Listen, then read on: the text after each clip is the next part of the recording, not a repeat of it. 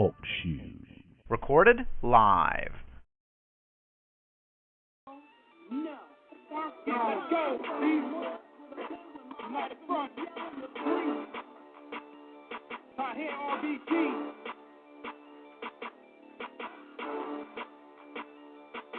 Let's go. I can't shake it loose. It's the hate that hate produce. I'm here to break the loose and fight the devil. Ain't no truth. Raise it another level. Sing the devil. Say the truth. And look him in his eye when the enemy facing you. I can't shake it loose. It's the hate that hate produce. I'm here to break the loose and fight the devil. Ain't no truth. Raise it another level. Sing the devil. Say the truth. And look him in his eye when the enemy facing you.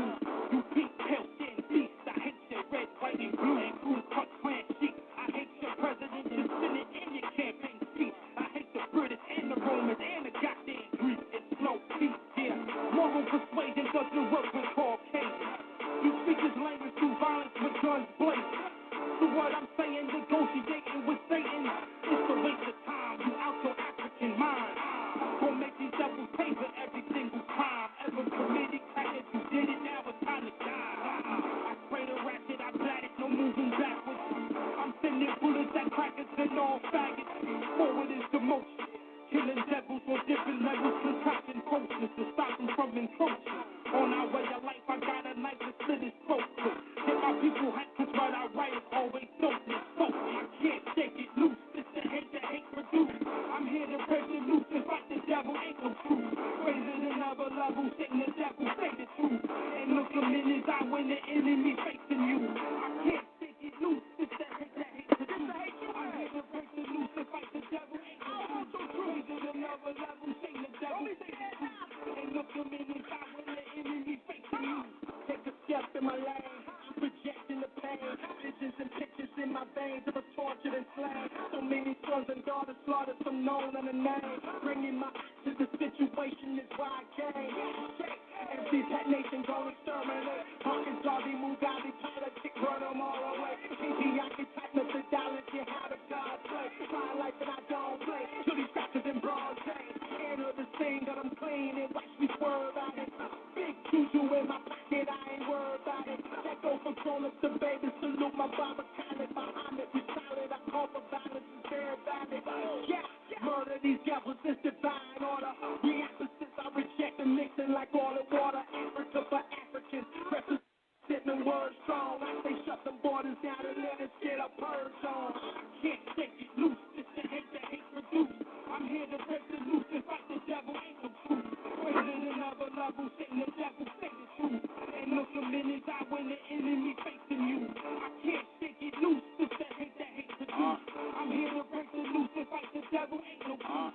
Raise it another level, sing the devil, say the truth. And look him in his eye when the enemy facing you. This ain't no Kumbaya vibe, my yacht is a war time. That's my war cry, double H famine, it's war time. Devils want it all, with peaceful coexistence.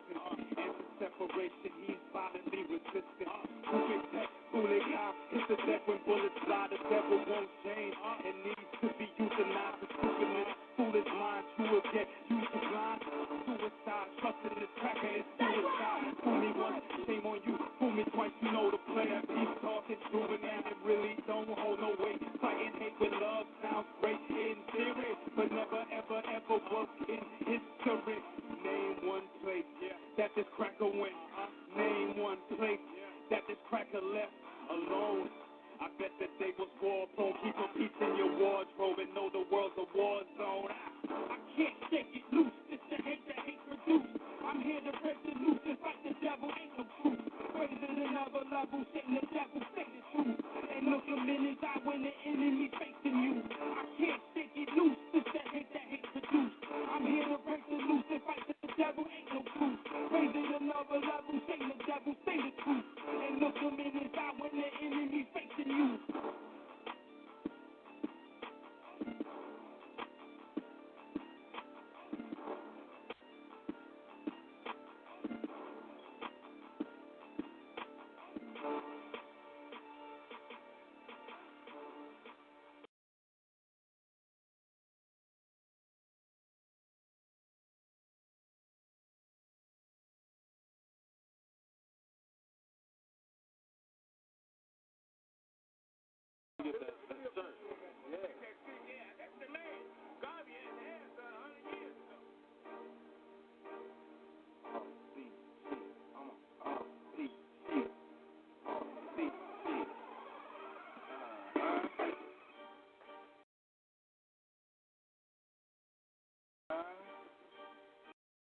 yeah.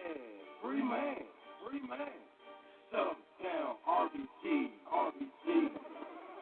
I'm in love with my people, yeah. I'm in love with my people. I know we greater, we ain't equal. They the devil, they the evil. We the gods, we the heroes. I'm in love with my people. I know we greater, we ain't equal.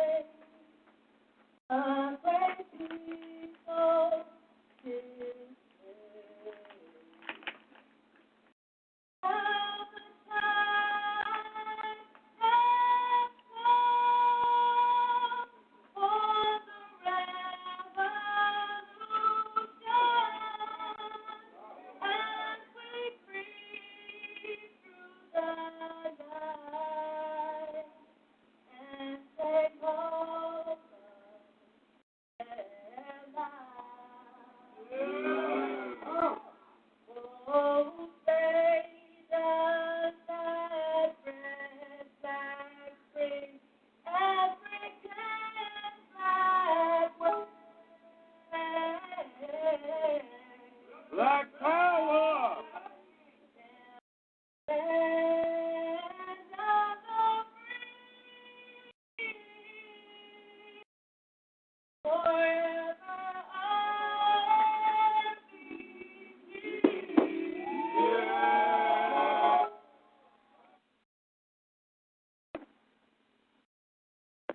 Praise Nat Turner, glory to Garvey, long live the spirit of Dr. Khalid Abdul Muhammad. Praise Harriet Tubman, glory to Ida B. Wells, long live the spirit of Dr. Francis Cress Wilson. Bibi Fahodier, Ma Hotep, Ancient African Egyptian Power, what it do out there tonight, family. Welcome to Feet on the Ground Radio.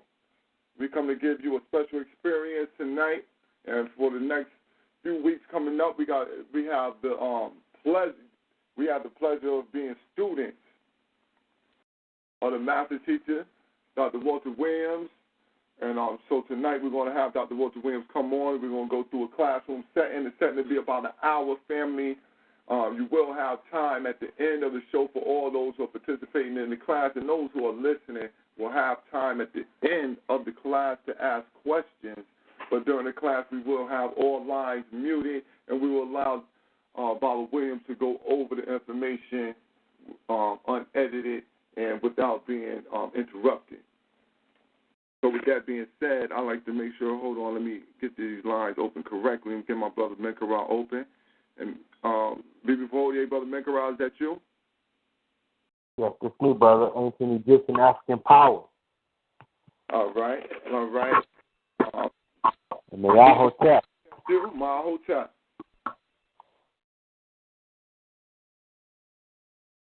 Mahotep. All right, Mahotep. All right. How you doing tonight, brother? I'm doing wonderful. How you doing, Brother Bourne? I'm doing well. For your pleasure, I'm going to go down and make the roll call. Is that all right? Sure, that's what I want you to do. All right, I'm going to go down and make the roll call. Starting in California. California, can you state your name?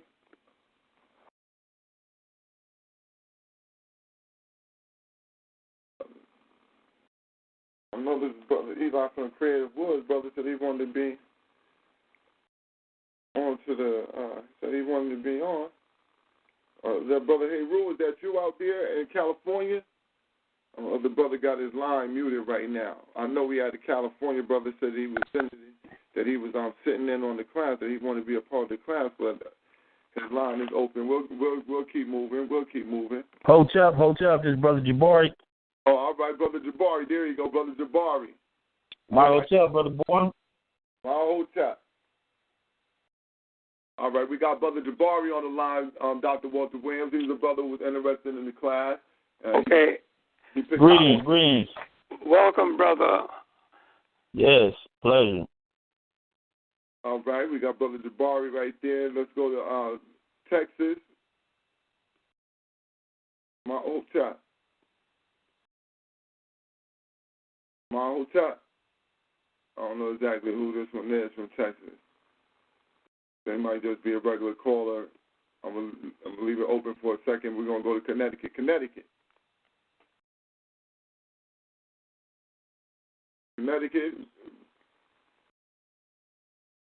Ancient African Egyptian Power. This is Shamela Joe. And my Queen Horton. And y'all going to be students for the class? Yes. How many? Is that one or two? Two. Two? Yes. Okay, welcome to the class. Thank you for having us. All right. There's two right there. New York. Mayat Hotep. This is Sister Camilla out of New York. African Ancient Egyptian Power. Right. Thank you, my sister. Welcome to our class. This is our first class, and I'm glad you are joining in on our first class, and I hope you continue for the duration of the class sessions. And that goes for all of you all that just called in. Mayat Hotep. Okay, continue, Brother Bourne. That's 4 so far. Yeah, I'm Southeast Ohio. Yes, Brother Griff, my hotel. Peace to the elder, master teacher. Peace to you, Dr. Williams. Thank you, Brother Griff, and I'm glad that you're here. I notice that you're here every time I'm on, so you are a regular, and I'm glad to have you with our class. Thank you so much. Mayat Hotep. Ancient African Egyptian Power to the family, too, also. Correct. Absolutely. All right. We got another Texas, North Central Texas. Welcome to the class with the elder, Dr. Walter Williams. Are you going to be a participating student in the class?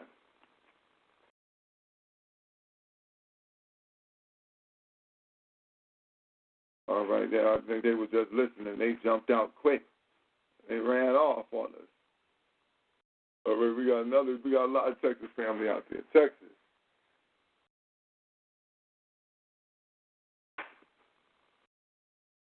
Texas, your line is open. Are you going to be a student in the class?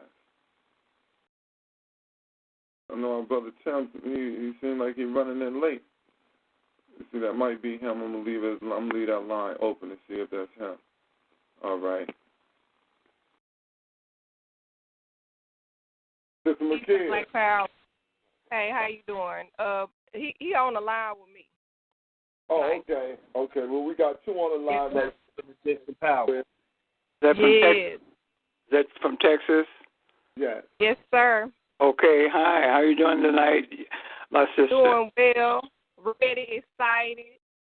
Ready to get this class going. Okay. Everybody, everybody got their pencil and pad and their books and things that I asked for the class to get, such as a composition book with plain pages, no lines. If you have lines, it's okay. Then you can go with it like that. Then everybody, I hope, got my 2 books, because we're going to use those as reference books.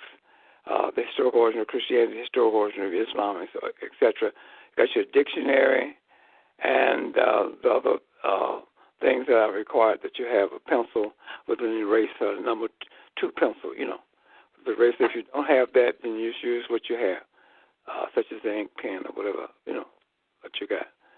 Okay, so that's 7, Brother Bourne. Go ahead with your count. That's 7, and we got like 3-4 people in between who just listening. Me and brother Menkara make 9. There was another brother that I know he was going to be a definite, but he just showed me that he got all the books. So I don't know if the brother is late to the show, but I'm gonna let him know. I'm gonna text the brother and let him know that we live and that the class is starting. Okay. Brother Bourne. Peace. Peace, man. I was just letting you know I'm on with McQueen tonight, man. I'm on the same line with this brother Tim. How you doing,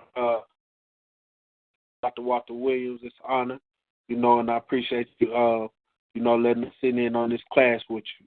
Well, it's an honor for you to be on my class, in my class, and I appreciate you taking your time out of your life to try to learn some knowledge that is needed in our community, and I'm glad that you asked me to be your teacher and allow me to be your teacher. It's an honor.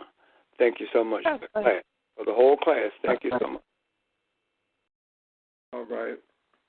Well, we got about 15 people on the line, and 9 of the people are definitely in the class. Okay. Right. So we got 9 right now. And what I'm gonna do is I'm gonna mute some of the people's lines. Brother Menkara, I'm gonna leave your line open. And no, I'm gonna mute my line because I also have family members here. And I have the line on speakerphone so they can hear the lecture discourse as well. So yeah, go ahead and mute my line. All right. Well, he's gonna mute his line, and the classroom is yours. It's your show right now. Okay, welcome everybody to the very first class that we're having online with Brother Bourne and Brother Menkara. And if you take your notebooks and you put today's date on the first page in your notebook, the day is January the 3rd, 2017, and this is your first class. So I want to welcome everybody to our first class. I'm glad to be here, and I'm glad to be your teacher. And there are things that you need to know to prepare your mind to receive and to retain. It's very important that you retain the dates that I'm going to give you. Very important. If you do not know dates, then you don't know history. You forget everything because you cannot connect the dots. And you have to connect the dots to the information that I'm giving you. So, it's very important that you remember this. So I want you to retain it. I want you to internalize the message. And you do that by practice. It's like a musician. Practice an instrument. Like I used to be a professional musician. In order for me to be a professional musician, I had to practice every day. I had to do certain things to make my playing better. I had to remember songs and chords and notes and things like that. So the same thing applies with receiving information about history. You have to know the subject matter by way of remembering the dates. So the first thing I want you to put down. Now, this is what I want you to do. When you make your notes, so your notes won't run together, you put down number 1 and you put parenthesize that 1, 2, 3 like that. And the first thing I want you to do is put down number 1. Make a parenthesis. put down time, people, places, events, and literature. That is the ingredients for human history. It's real time, real people, real places, real events, and the literature is that you use that literature to write and document and record time, people, places, events. So make your note, number one note, with the words of time, people, places, events, and literature. That is the ingredients that will maintain all history, human history. I'll give you time to write that up. And you write it the way you can understand it, where you can tell another person. In my class that I'm taking, the first thing that the instructor said that we have to know is the discipline of history is the 5 ingredients that contains and maintains human history: time, people, places, events, and literature. You need the literature is used to document the time and record the time, people, places, and events.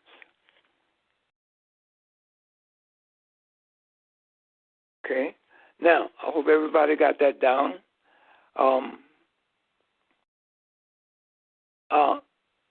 What we're going to go into today, I want you to understand that we are descendants of the greatest people that has ever walked this earth.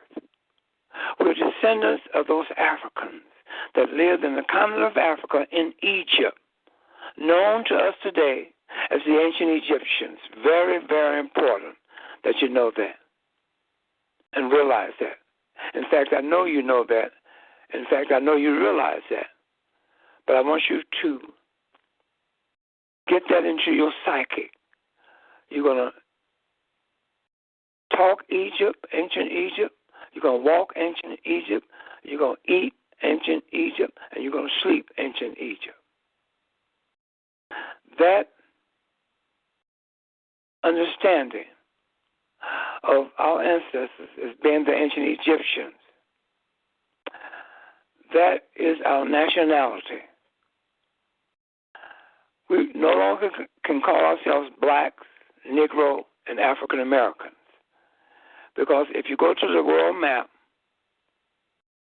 you cannot find black land. You cannot find Negro land. You cannot find African American land.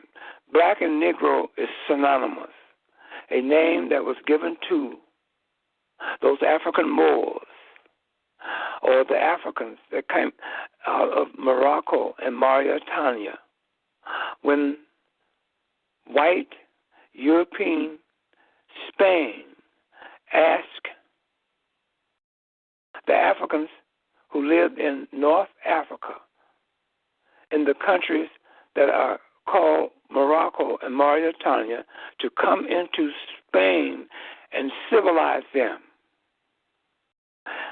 Later on, I will explain to you how this black and Negro can be used. But we don't use that. But I'm going to show you what they did to us as a people in this country with the name Negro and black. I'll explain that to you.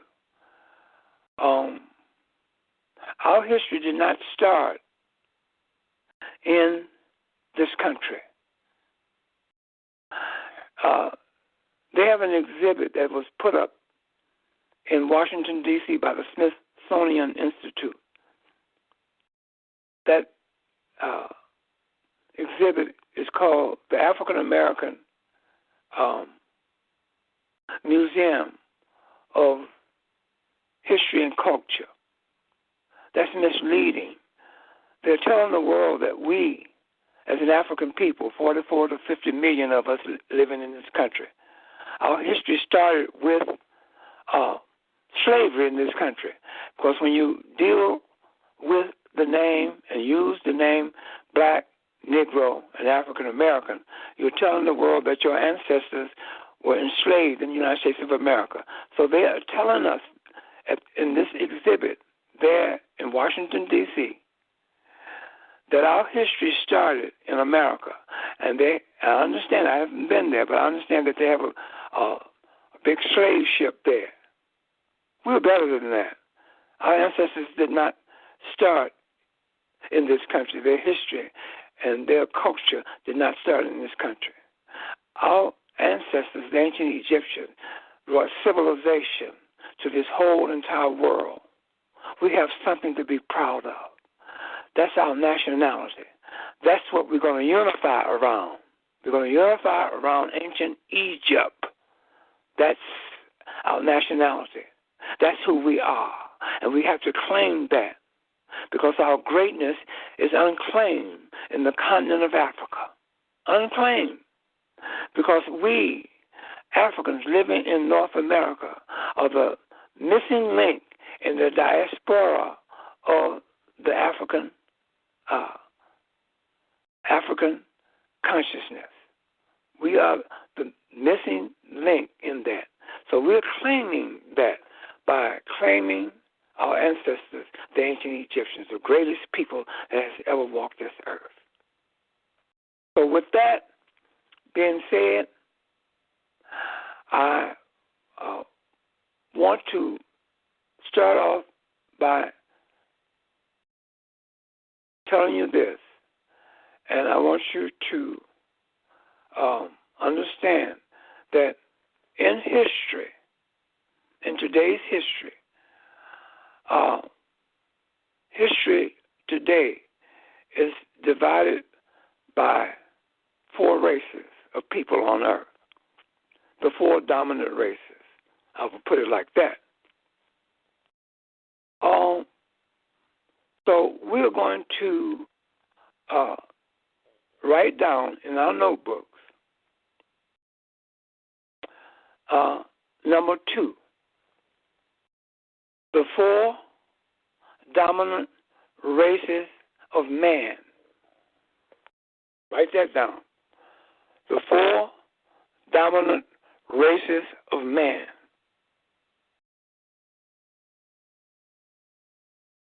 When I explain to you about the 4 and who the 4 dominant races of man are, you will understand where we stand. You have to understand where we as a race of people stand and what position we have in human history. That's very important for us to know that in order for us to go ahead with our lives and walk among other people. We have to know who we are first. We have to know the history of our ancestors. So I hope you got that down. Number 2, the 4 dominant races of man.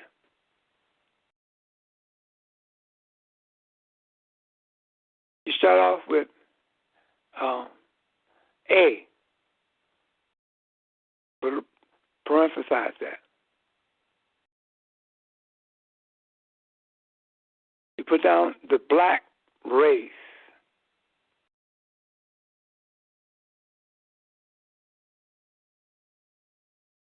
And you put a dash next to that. And you put down African. Ancient Egyptians.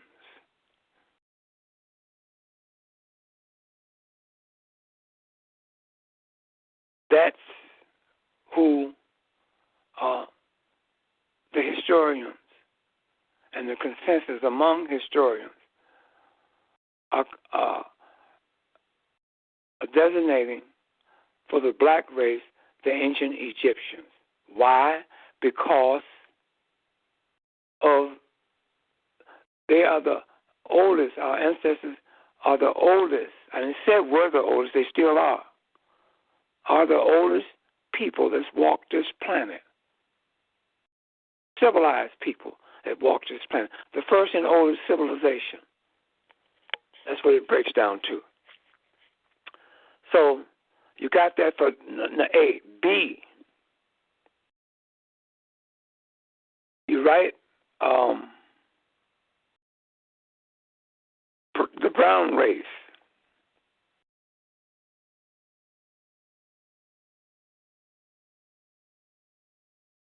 And you put a dash across from that.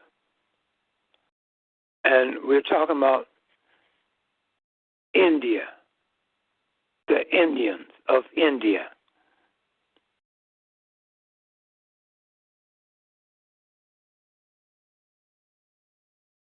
Now, what you need to do is that you need to leave space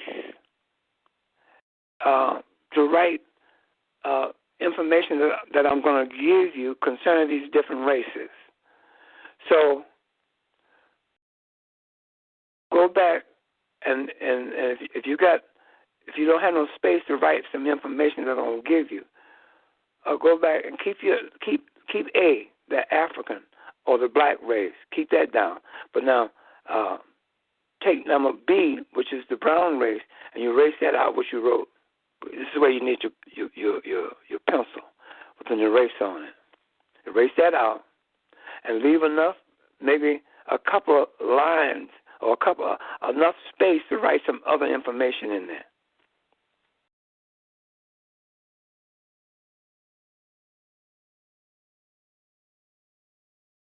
Okay, I hope that's done. Now, leaving that space that you wrote, that you allowed for more information to be noted in, you put down B, parenthesize that, and you put the brown race.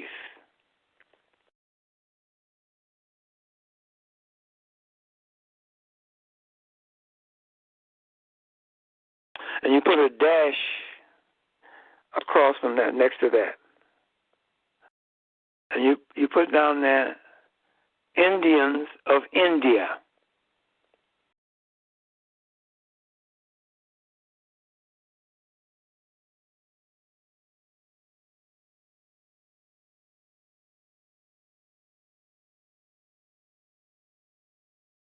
Okay? Leave some space so you can write some more information about the brown race. Then you come down to letter C. Emphasize that. And you put the yellow race.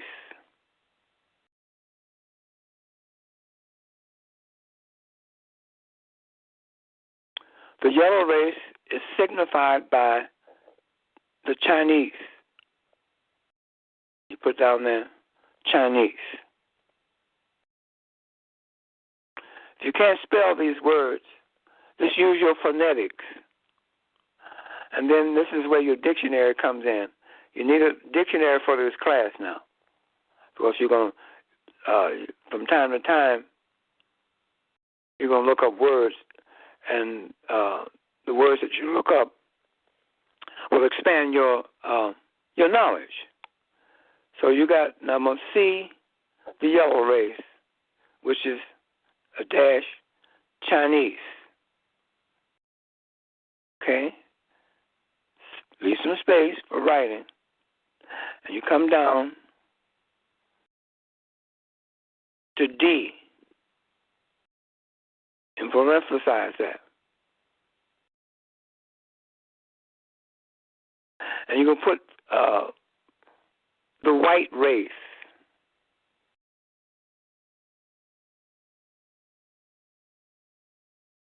Dash Europeans.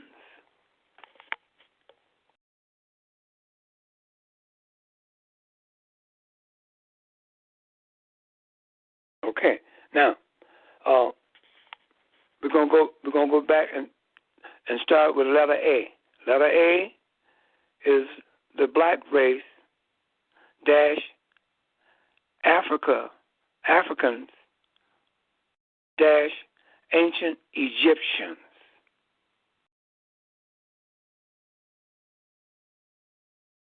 Now, see, what we're dealing with, class, is we're dealing with one group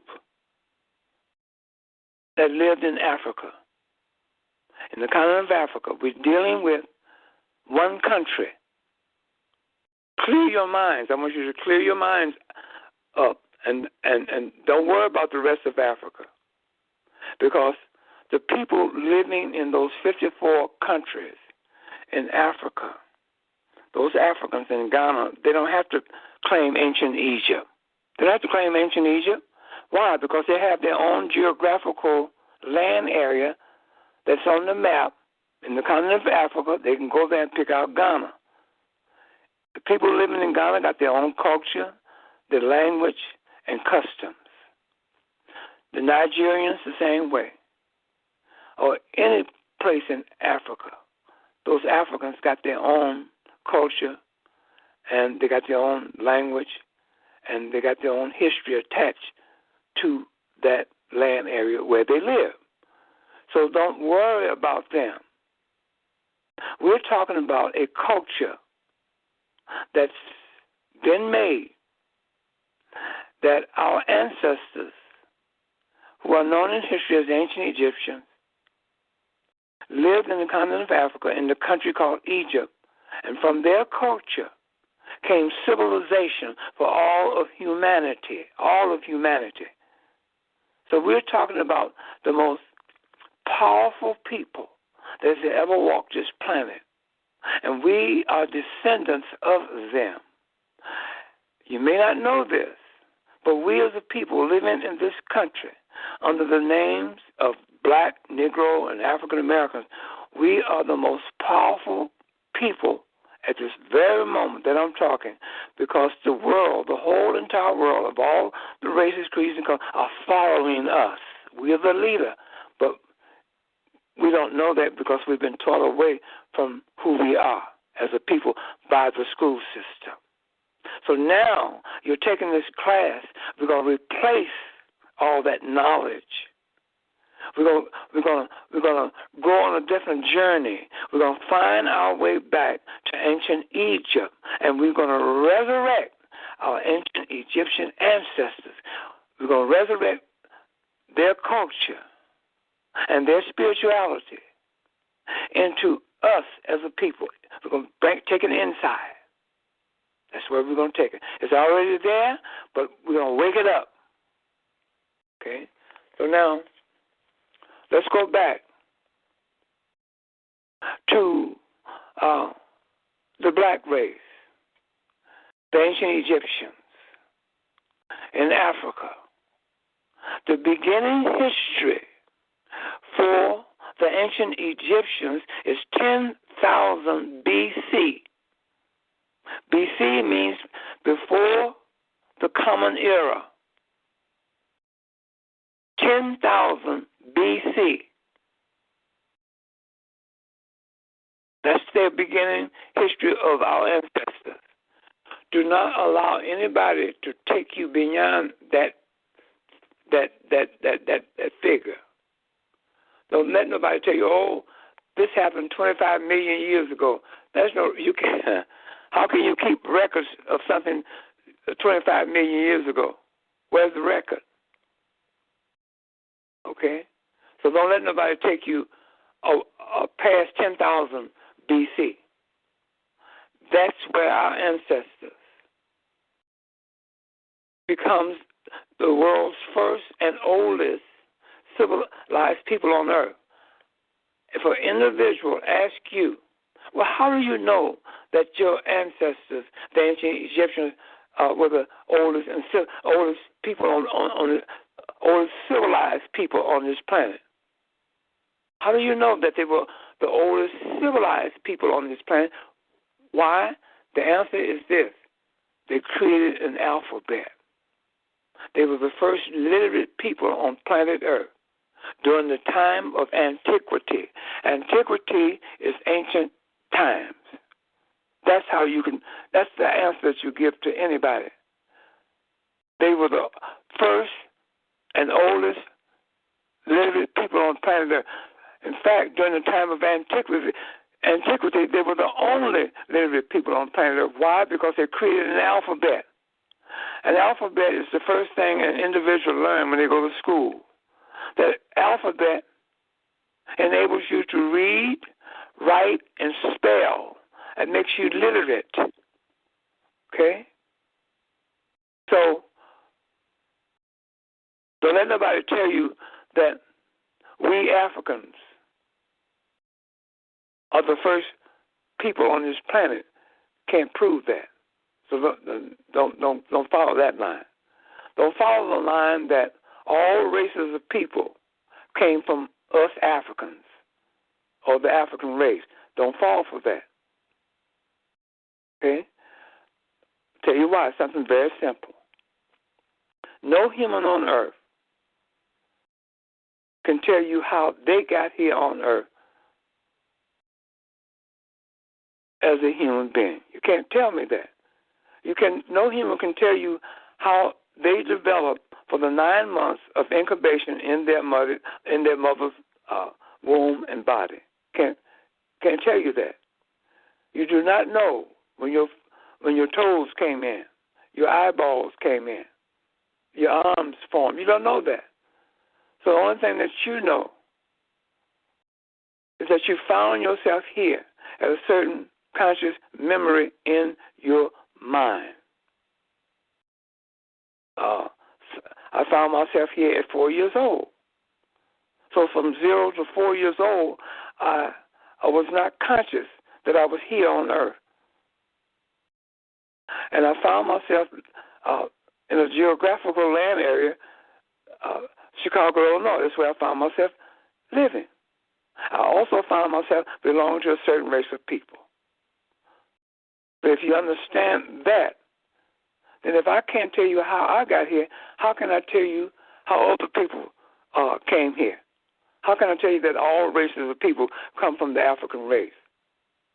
If that's the case, then the Africans in Africa, as I speak, who are going into the hospital to bring forth human life by giving birth to human beings, human life, then why aren't they producing a Chinese baby, a European baby, an Indian baby, a Mexican baby? Not doing that. So just use your common sense. Okay? So, no, if you cannot tell the world how you got here as a human being, then you cannot tell how other people got here. Okay? So now, you got 7 billion humans walking this earth. And those 7 billion humans that are walking this earth, the Chinese found himself over in China. He don't know how he got there as a Chinese. The European don't know how he got into Europe as a European. He found himself there. The Indians of India, the same way. They found themselves in India. The Africans, the same way. They found themselves in Africa. So don't let nobody tell you that we're the first race of people. But you can say this. We Africans, our ancient Egyptian ancestors, were the first civilized people on planet Earth. That's what you can say, and you can say that with a surety. You can be sure of that. Okay? If there's other stuff, don't fall for it. So our ancestors, beginning history, the ancient Egyptians, those Africans that lived in the continent of Africa, their history started 10,000 BC. 10,000 BC. BC, before the Common Era. So let's go to the brown race. The brown race is designated to be represented by the Indians of India.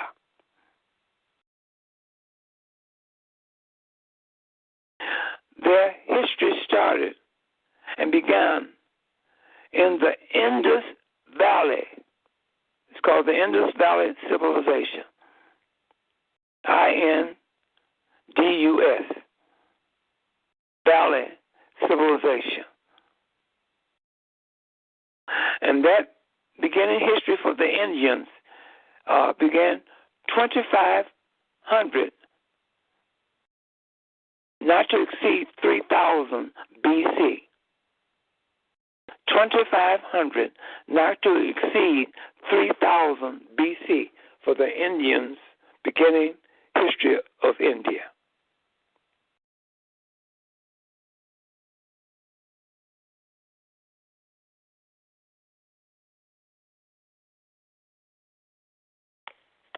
Let's go to the third one, the yellow race. The yellow race is represented by the Chinese of China. The Chinese of China. Their beginning history started 1500, not to exceed 2000 BC. 1500, not to exceed 2000 BC.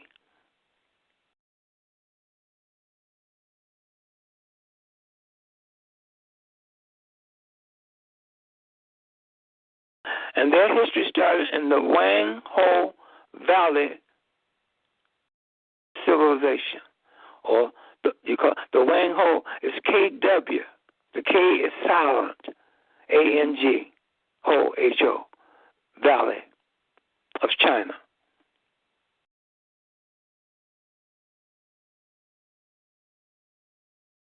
KWANG, HO, Valley in China. 1500, not to exceed 2000.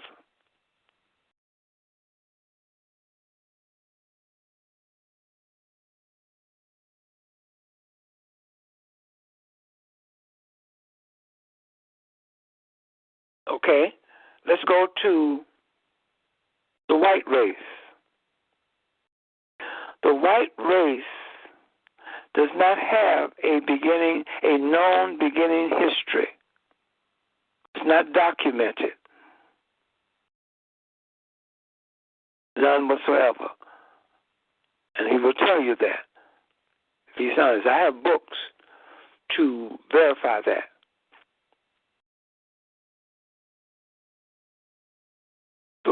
The European, you have to put next to him the white race, and you put European in parentheses, and you put a question mark there. Beginning history, question mark. Better still, beginning history unknown. Beginning history for the European is unknown.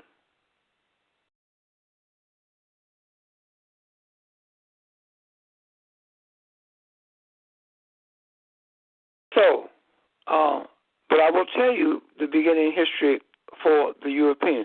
If you ask a European today or anybody, where would you start European history? Where did they begin and with whom? You get answers all over the board. Okay? But we're going to break all this down. So now, with that lineage of the races, then you can see where we fit as a race of people. You see, so when you first thing you need to know is that our ancestors are the first and oldest civilized people on earth. Why? Because they created an alphabet. They were the only literate people on planet Earth during the time of antiquity. So that gives our ancestors that status of being the first and oldest people.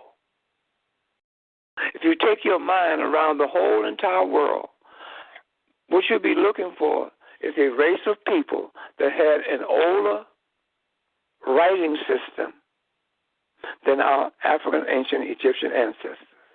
You can't find it.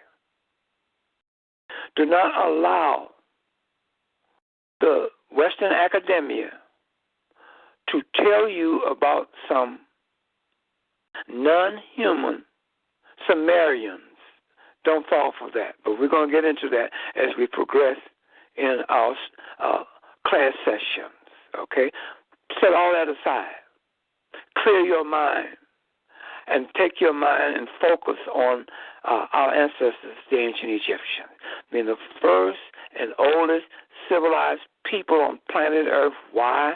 Because they created an alphabet to give them that status. See? Now, when you, as you can see, the beginning dates for the Indians is not as old as our ancestors. The beginning date for the Chinese is not as old as our ancestors. Okay?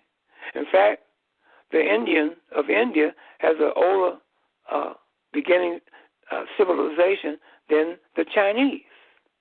You see? And the Europeans, they don't even know their history. They say that their history started with Homer, the Iliad and Odyssey. That's mythology, you see? But they don't know. I was talking to a white man who had heard me on a radio show. And he was born in London, England, and now he lives in Taiwan. And he sent me an email, and he wanted me to call him, which I didn't. I emailed him back. I didn't know who he was. I didn't know what nationality he was. I thought he was a Taiwanese. And I sent him my phone number for him to call me, which he did. He called me last night. That was his second time calling me. And anyway, he wanted me to explain to him certain things in history and so forth and so on, which I did. I don't mind that. I asked him, are you a European from London, England? He says, yes. I said, okay, I want to ask you a question. Where would you start the beginning of European history, and with whom, and what time? And he started going into the Roman Empire. I said, hold it. No. In other words, he didn't know. Okay? But anyway, getting back to our ancestors. So with that chart of the four races of man, then you can see where we as a race of people fit on the map of human geography. Like Dr. John Henry Clark said, history is like a compass. It points the way for an individual to find his place on the map of human geography. That's what this first lesson is all about. I want you to understand that. Our ancestors gave us the status of being the oldest people on planet Earth by way of, the first and oldest civilized people on planet Earth by way of them creating an alphabet to do just that. So remember that. It's very important. So as you can see, where we stand and where other races stand on the map of human geography. Okay? Getting back to the white race. The white race beginning history was when Alexander the Greek came into Egypt in 332 BC. So you, under the white race, which you have a known historical beginning, you put down there starting time for the white race is when Alexander the Greek came into Egypt in 332 BC. That's the time when all European history began for the European. 332 BC, when Alexander the Greek came into Egypt. That's their beginning history.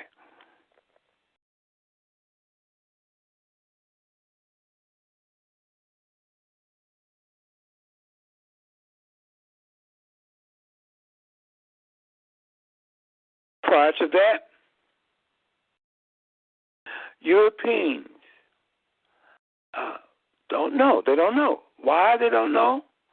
Because they did not have an alphabet to record their time. See?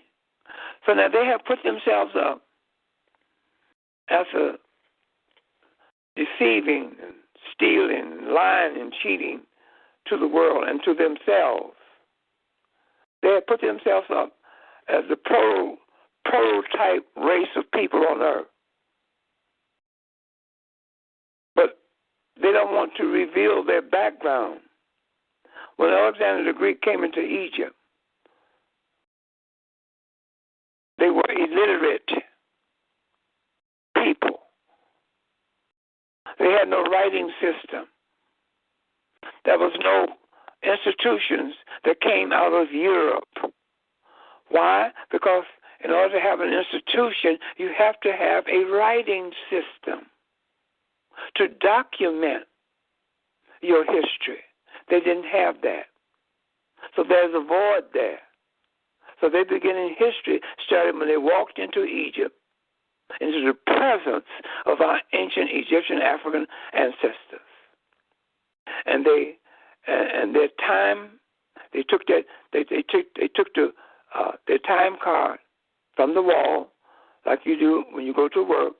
There's a time card with your name on the wall, and there's a clock below that, and you take that time card and you put it in that time machine, and it stamps the time that you start your day that day. What time did you start your work day? You punched in at 9 o'clock this morning. You punched in at 8 o'clock. So the European punched in 332 BC. That's his beginning history. Okay? Now, you have to understand this about the European. The European only had a institution of learning for 620 years. That's it. 620 years. Beginning with the Renaissance era. Okay? There was a man, an African, that came from Northeast Africa. His name was Manuel Chrysaorus, who was born in Constantinople, Turkey. That's Northeast Africa. And he went in 1397 to the Curia in Florence, Italy. Curia, C-U-R-I-A, means college. In 1397, he introduced the rudiments of the Greek alphabet. How did the Greeks get an alphabet? Because they forced the Greek language on our African ancestors when Alexander the Greek came into Egypt. And by our ancestors being a civilized people, they learned that Greek language and they applied an alphabet to the Greek language. So the Greeks themselves did not have an alphabet, but it was the Greek language that our ancestors applied an alphabet to. So when Manuel Chrysaorus went into Florence, Italy, to turn the light switch on in 1397 by introducing the Greek rudiments of the Greek alphabet to those few male students there. Because you read in history books about the dark ages of Europe. That means that all of Europe and all of the people living in Europe could not read or write. They were in darkness. It's called the Dark Ages. And he went over there and turned the light switch on. Like if you walk into a room and it's dark in there, and you go to the wall and you hit that light switch and the lights come and illuminates that room. That's what he did. He launched the beginning of the Renaissance era for Europe and for the Europeans. The Renaissance era is 1500, the 15th century, the 16th century. Now, when you say, I want you to understand this. When you say centuries, you're meaning that the 15th century was the 1400s. The 16th century is the 1500s. We came out of the 20th century, but we dated our time 19 this and 19 that. Today we are in the 21st century, and we date our time as 2000 this and 2000 that. You see? So that's how the centuries are time and calculated. See? So the Europeans has only had a system of learning, institution-wise, for 620 years. That's it, with this new year coming in. That's it. So he is like Dr. John Henry Clark used to always say, when the Europeans came on the scene of history was over with. I'm sorry. When the European came on the scene of history, civilization was over with.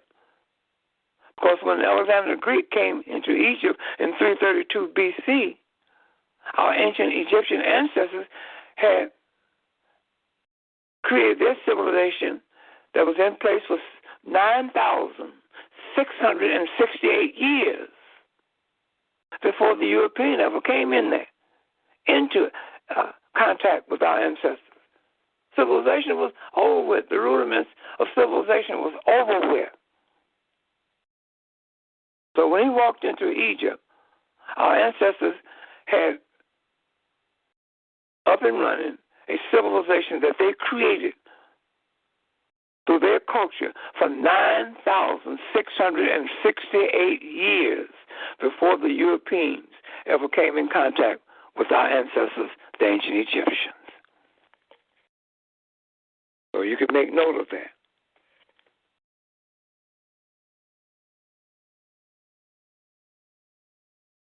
I'm giving you time enough to make your notes.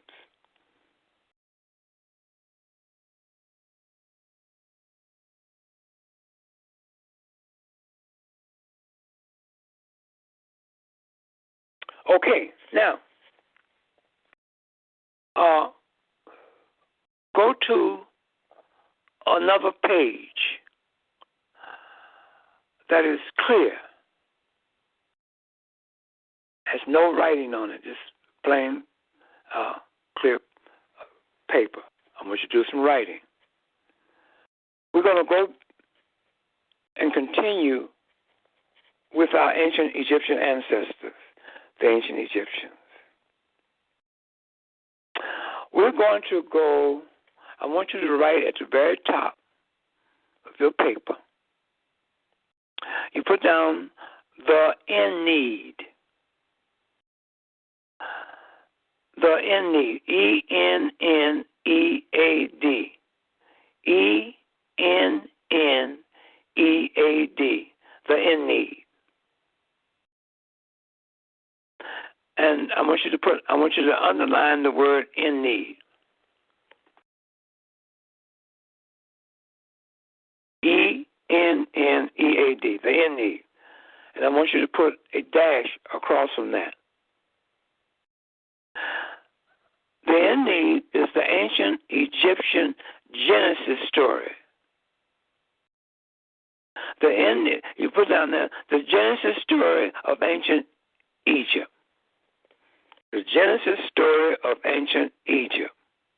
The in need.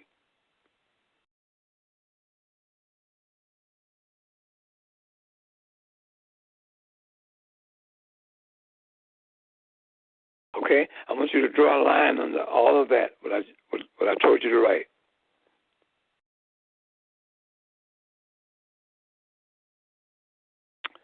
Okay, now I want you to come down on your paper in the middle. I want you to stay in the middle. What I'm about to tell you to do, stay in the middle, but you come down about an inch and a half or 2 inches, okay? And I want you to draw in the middle of your paper a line, just a line, maybe about 2 inches or so, about a 2-inch line. Just use your imagination.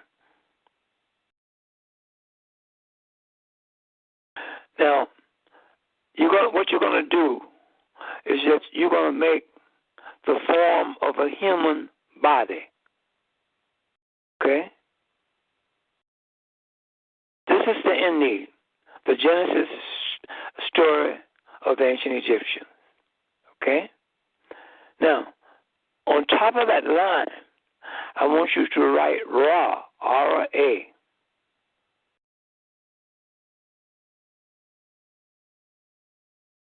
Right on the top. In other words, that line you drew down is the neck.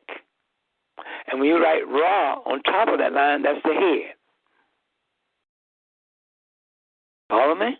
Okay. Now, across from Ra, you put a dash. And you put down the Creator.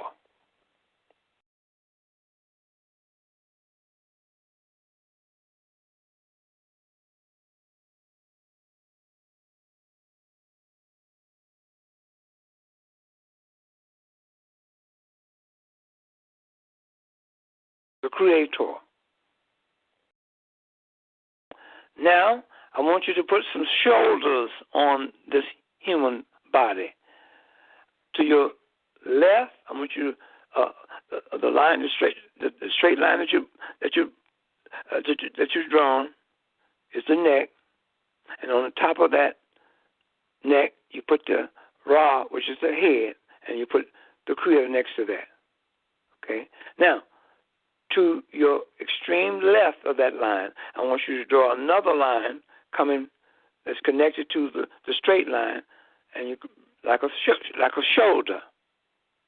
Okay, you draw that line, and then to the right of that line that you've drawn with Ra on it, you're going to draw another shoulder. That's your shoulder. Okay, another line. Now, go back to the left line. You're going to put Shu, S-H-U. In the parenthesis of that, you're going to put air, A-I-R. Shu.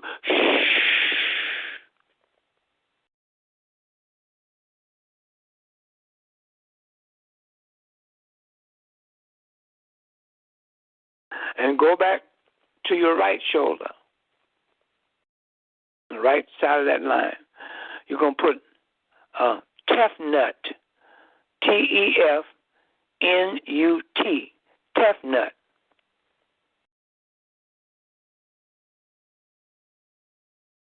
T-E-F-N-U-T, Tefnut. And you're going to put, in parenthesis, you're going to put moisture. Moisture.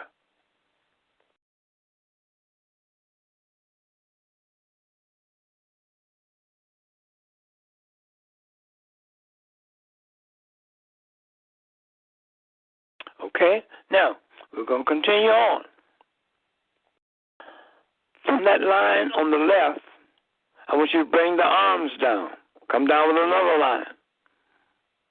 And the shoulder on the left, you're going to bring the arm down. On the shoulder on the right, you're going to bring another arm down. Another line. Part of your human body. On that line, at the very bottom of that line, you're going to put Geb, G-E-B. Geb, G-E-B.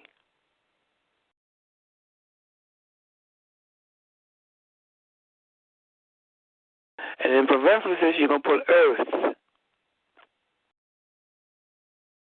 E-A-R-T-H. Earth. Go to your right. And you go to your other arm that you brought down from the shoulder. On the bottom of that line, you're going to put down there Newt or Nut. Newt. It's pronounced Newt, but it's spelled N-U-T. N-U-T. Newt. Okay?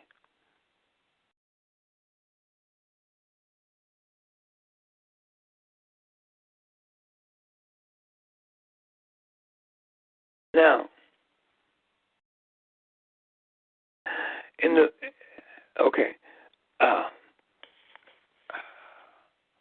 you're going to come down.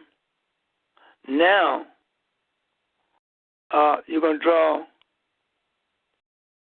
another line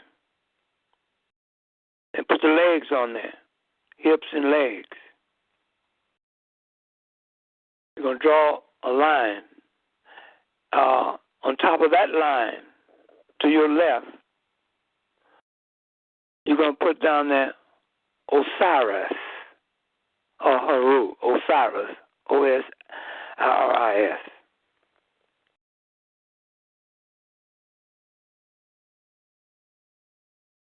Okay? And go to your right line that you bring it down for the legs. You're going to put, next to that, you're going to put down Isis, I-S-I-S, Isis.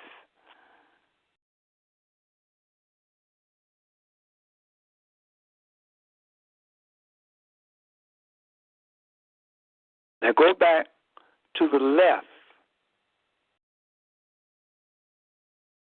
Go back to your left line where you got Osiris. A little further down from Osiris, you're going to put Seth, S-E-T-H, Seth.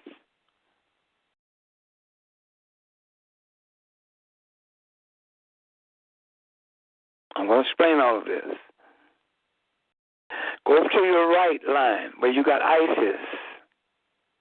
And you're going to put down, right down below her, you're going to put down the Nephthys.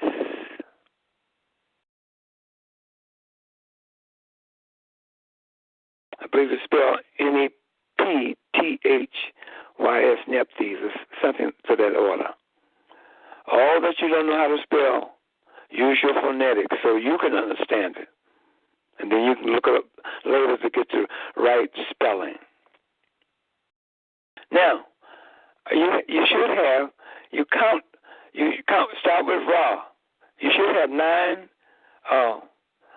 entrants or 9 deities.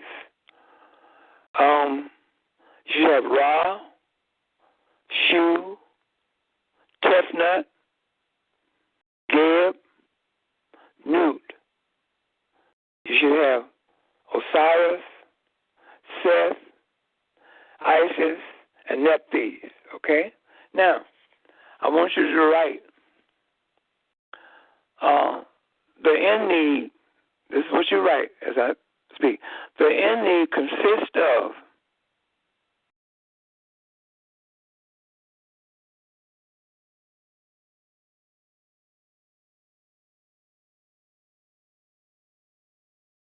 nine deities. 9 deities.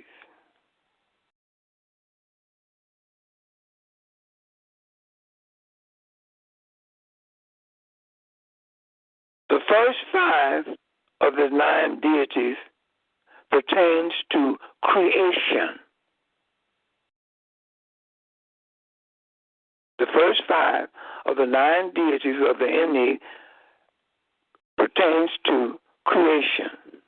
You got Ra, Shu, air, Tefnut, moisture. You got Geb, earth, and you got Nut. And I want you to put next to Nut, which I forgot to tell you, but you put down as sky. Next, go back up to Nut and put down as sky and atmosphere. Sky and atmosphere. That's Nut. The sky and atmosphere.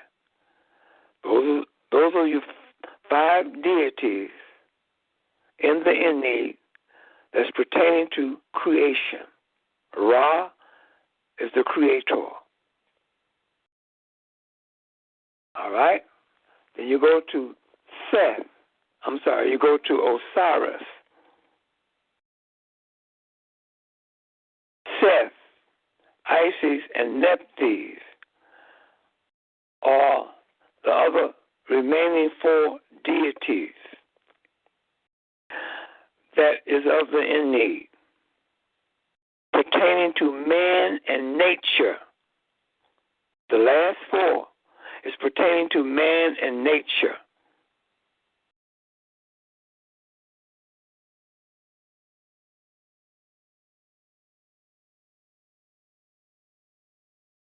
You've got the 9 deities of the Inni.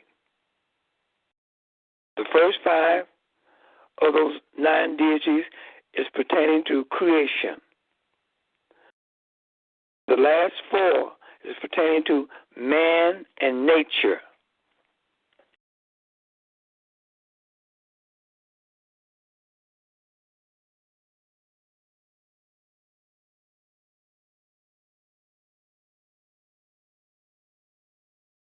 Now, you got your drawing of the Inni. You got it laid out. I want you to add one more name at the very bottom. And that name, I want you to write Horus, Horus, or Haru.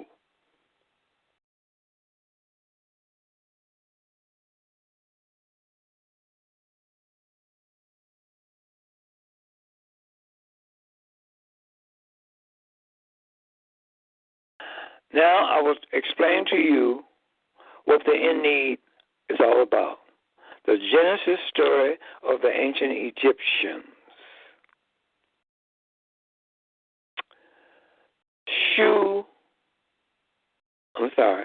Ra is the creator.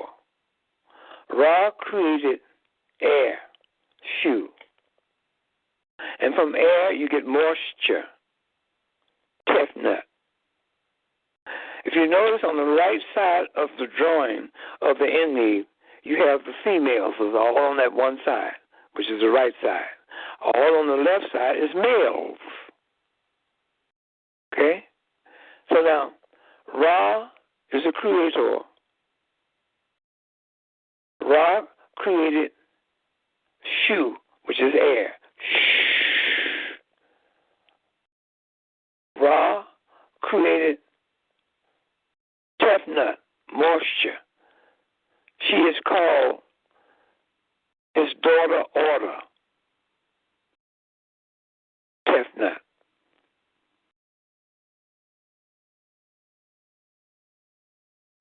Ra created Geb, the earth.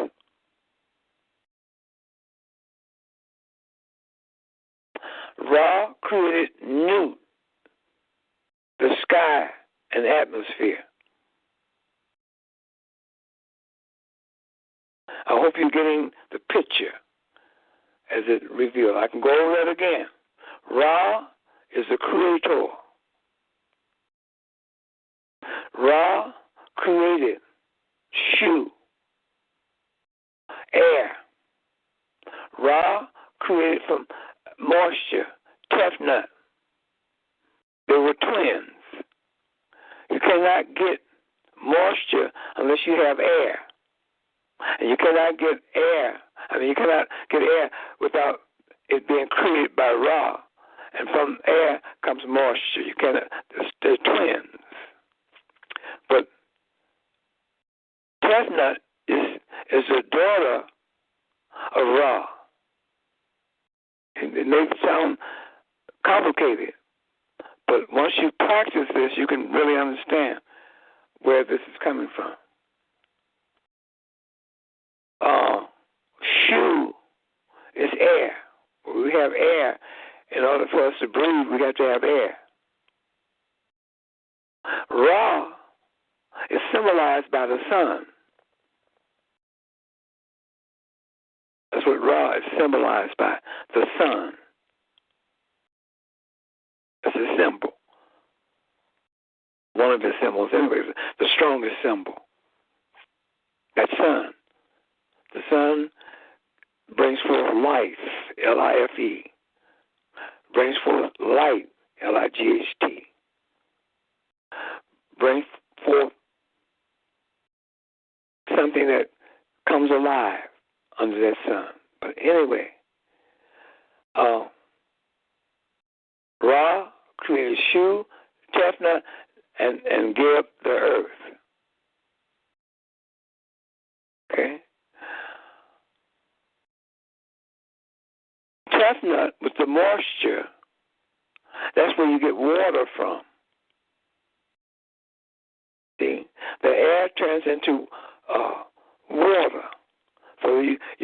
So you have on earth today, earth is a vessel to hold water. So it comes from Tefnut, moisture. You see? Then you go into Nut. She is the sky and atmosphere. She holds the planets, the stars, the moon, and that's where the sun dwells, up there in the sky. See? So now, that's part of creation. Creation consists of the sky, you heard me say that many times, the stars, the planet, the moon, the sun,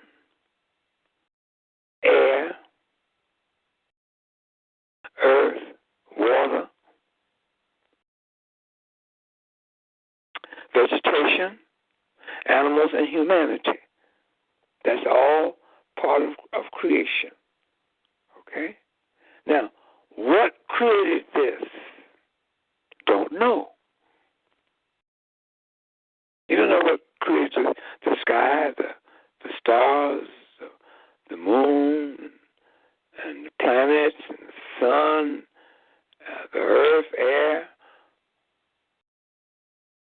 water, vegetation, animals, and humanity. Don't know. That's the mystery of life. Because you don't know how you got here. You found yourself here. So you can't say what created the sky, the moon, the stars, and et cetera, et cetera. That's called, that's creation. See? But now, this is the story that's in the culture of our ancestors, the ancient Egyptians. It's called the Ennead. Now, let's go back to Nut. Nut is depicted sitting in a chair, which is female. She's a female. She's depicted having a baby in her lap. That's the symbol of Nut, having this baby in her lap.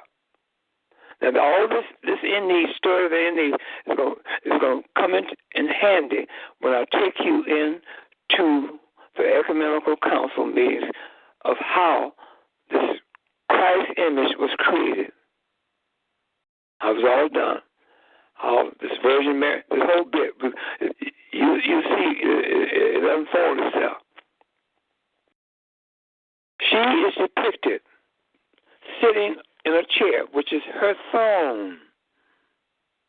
You've seen, if you go through pictorial books of ancient Egypt, showing depictions of ancient Egyptian art, you'll see a female, which sometimes is depicted as Isis, having a throne, a chair, a throne. That's a throne on her head. Okay? She is depicted in creation, the first 5 deities, with a child in her lap. Okay? Now you go back.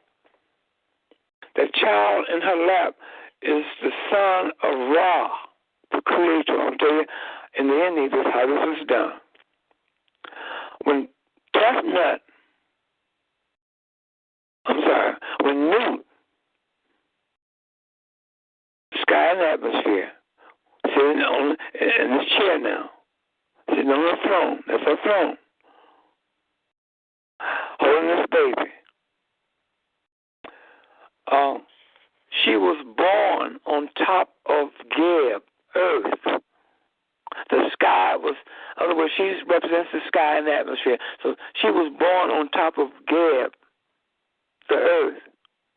And Ra ordered Shu, air, to lift Nut off of Geb, the earth.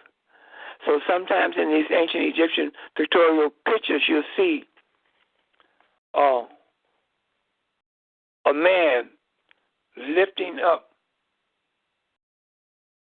Nut off of Geb. Now, when Shu, after Ra told him to lift Nut off of Geb, off of earth, when he came up with her, she had a lightning bolt in her vagina that came out the back. That bolt, you can see it in her vagina coming out the back. So then the next thing you see is Nut sitting in her chair, her throne, holding a baby. That's the baby of Ra, the creator, the child. See? It's all part of the creation story, or the Genesis story of the ancient Egyptian, called the Ennead. The first 5 of those 9 deities is pertaining to creation.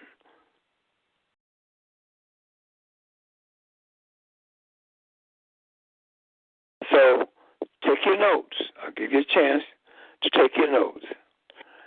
And when I get through with the class, then Brother Bourne, you can come in, you let them in, and they can start asking questions. And I can clear up certain things. Because this is first time. If this is the first time you're hearing this, it could be very complicated.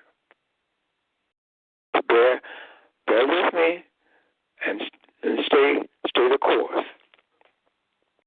Now, that baby that's in creation that Nut has in her lap, you find it in Christianity. So that's why I say all this is going to come. You're going to see where all this fits in. The puzzles will begin to drop in place.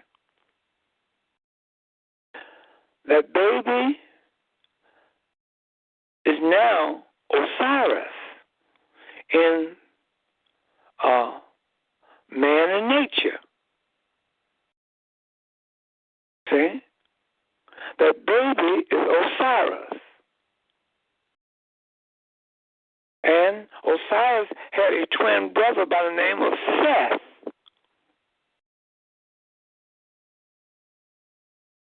S-E-T-H. Osiris and Seth had 2 sisters, Isis and Nephthys. two twin sisters. They were twins. Osiris and Seth was twins.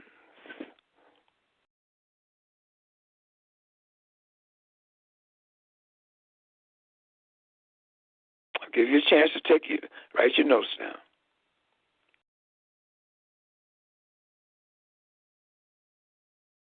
Okay? Now, the story goes in the Ennead that Seth was jealous of Osiris' position as being the firstborn, even though they were twins. If you have a twin, one of them twins got to come out first. Both can't come out at the same time out of the womb. Can't come out at the same time. Somebody's got to be first. So Osiris was first. Seth was jealous of that position. So what he did, he had a banquet dinner. This is how the story goes now. And that he set out to murder Osiris. Invited Osiris to the dinner and put a drug in his drink, drugged him, had his men to take him out, and they cut his body up into 14 different pieces. And they scattered his body all over Egypt. But they took his penis and they threw it in the lake, and the fish ate his penis. This is how the story goes. This is a legendary story of the Genesis beginning of ancient Egypt, the Ennead. Isis and Nephthys were told what happened to their brother Osiris and who did it. So they went. The story goes that they went all over Egypt finding the different parts of the body of Osiris. They found all 13 pieces. They couldn't find the penis because the fish ate the penis. So they constructed his body and put his body back into one piece, all except for the penis. And that Isis made a penis for Osiris. So you'll see in pictorial picture books of the ancient Egyptians, you'll see Osiris laying on a table with his penis sticking straight up. That's the penis that his sister made, Isis, for him to complete his humanity. And you will see hovering around that penis in these drawings,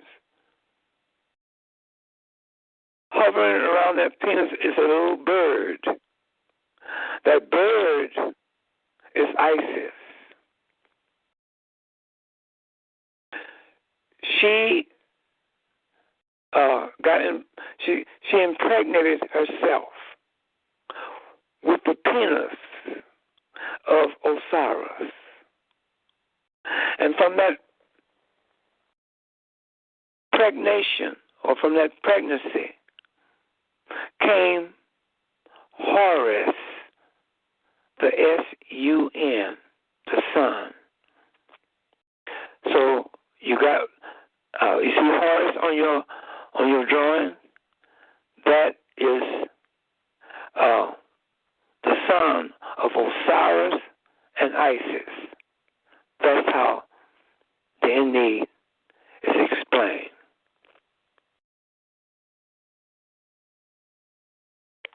Okay? Is that story real? I don't know. Is it mythology? I wouldn't say that. I would say it's legends. Has it? Or legend says this about the ancient Egyptians. I wouldn't call it mythology, because if you look up the word mythology, they said mythology is arrives when you can go to an older culture, or one culture goes to an older culture and get things out of that and create something for their culture coming from the older culture. That is a form of mythology. As you know, words have more than one meaning. Sometimes words have 5, 6, 7, sometimes 3, 4, 5 different meanings, But anyway, that is legend is saying this. I wouldn't say it's mythology. Okay? I said, I'll take it, giving it to you like I received it, the information that I've studied through, that's connected. See, this is connected. You've got to understand this. This is connected to our ancient Egyptian ancestors' culture. They're in need. The first, it means 9 deities. The first 5 of those 9 deities is pertaining to creation. The last 4 is pertaining to man and nature, but you're going to add that 5th one after Isis became pregnant and producing Horus, Horus, the S-U-N, the son of Osiris and Isis.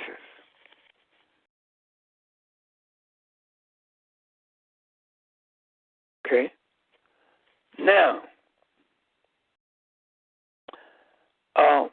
Brother Bourne, we're going to open up the class session for questions.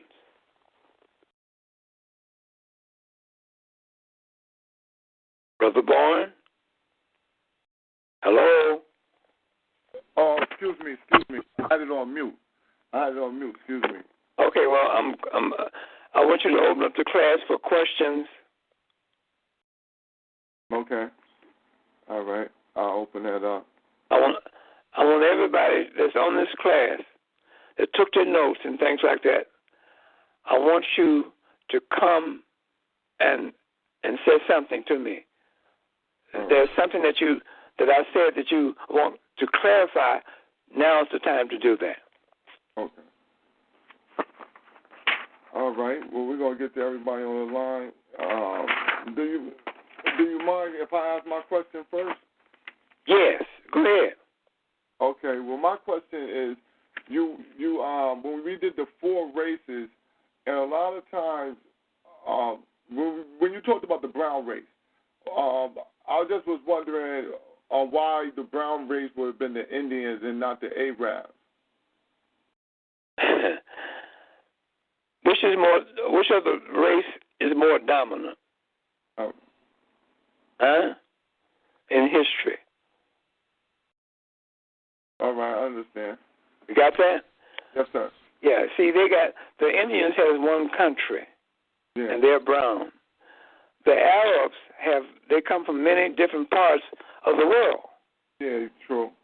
See, so when we get to that time in history, I'll clear all that up. All right.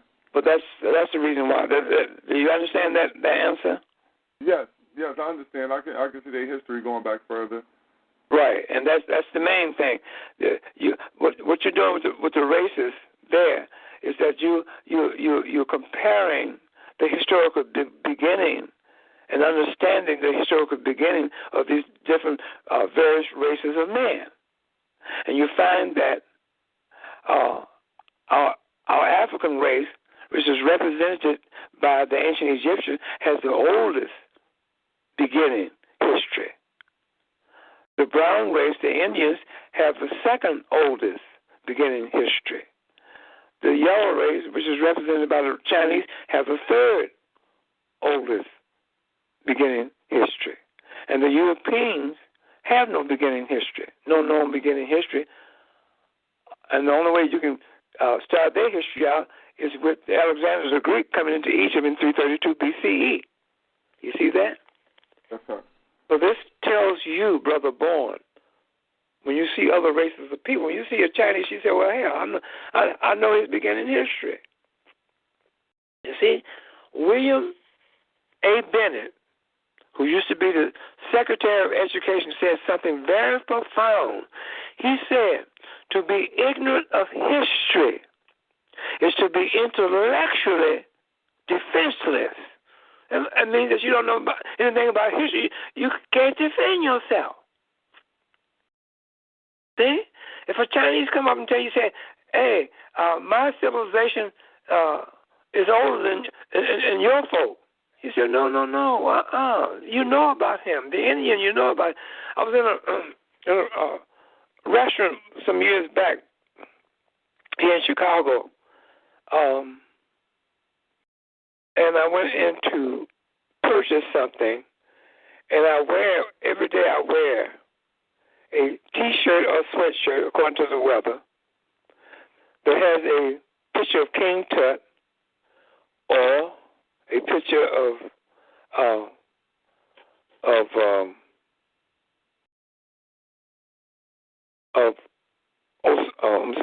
the picture of Akhenaten and other ancient Egyptian. I have the pyramid on there, and I have the Sphinx on there on some of my shirts.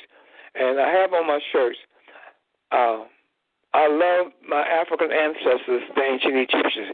I have that on my back, and I have that across my neck. So this guy was in the store, and he was from India. He said, so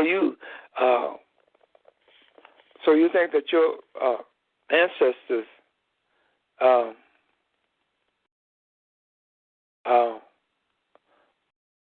built, in other words, you think your ancestors are the oldest people? He said, I said, yes. He says, I think my ancestors are. I said, why? And he says, because of the Taj Mahal. I said, no. And I gave him the time of the beginning history of his ancestors. I think it wasn't. No. Here, let me go back over that again.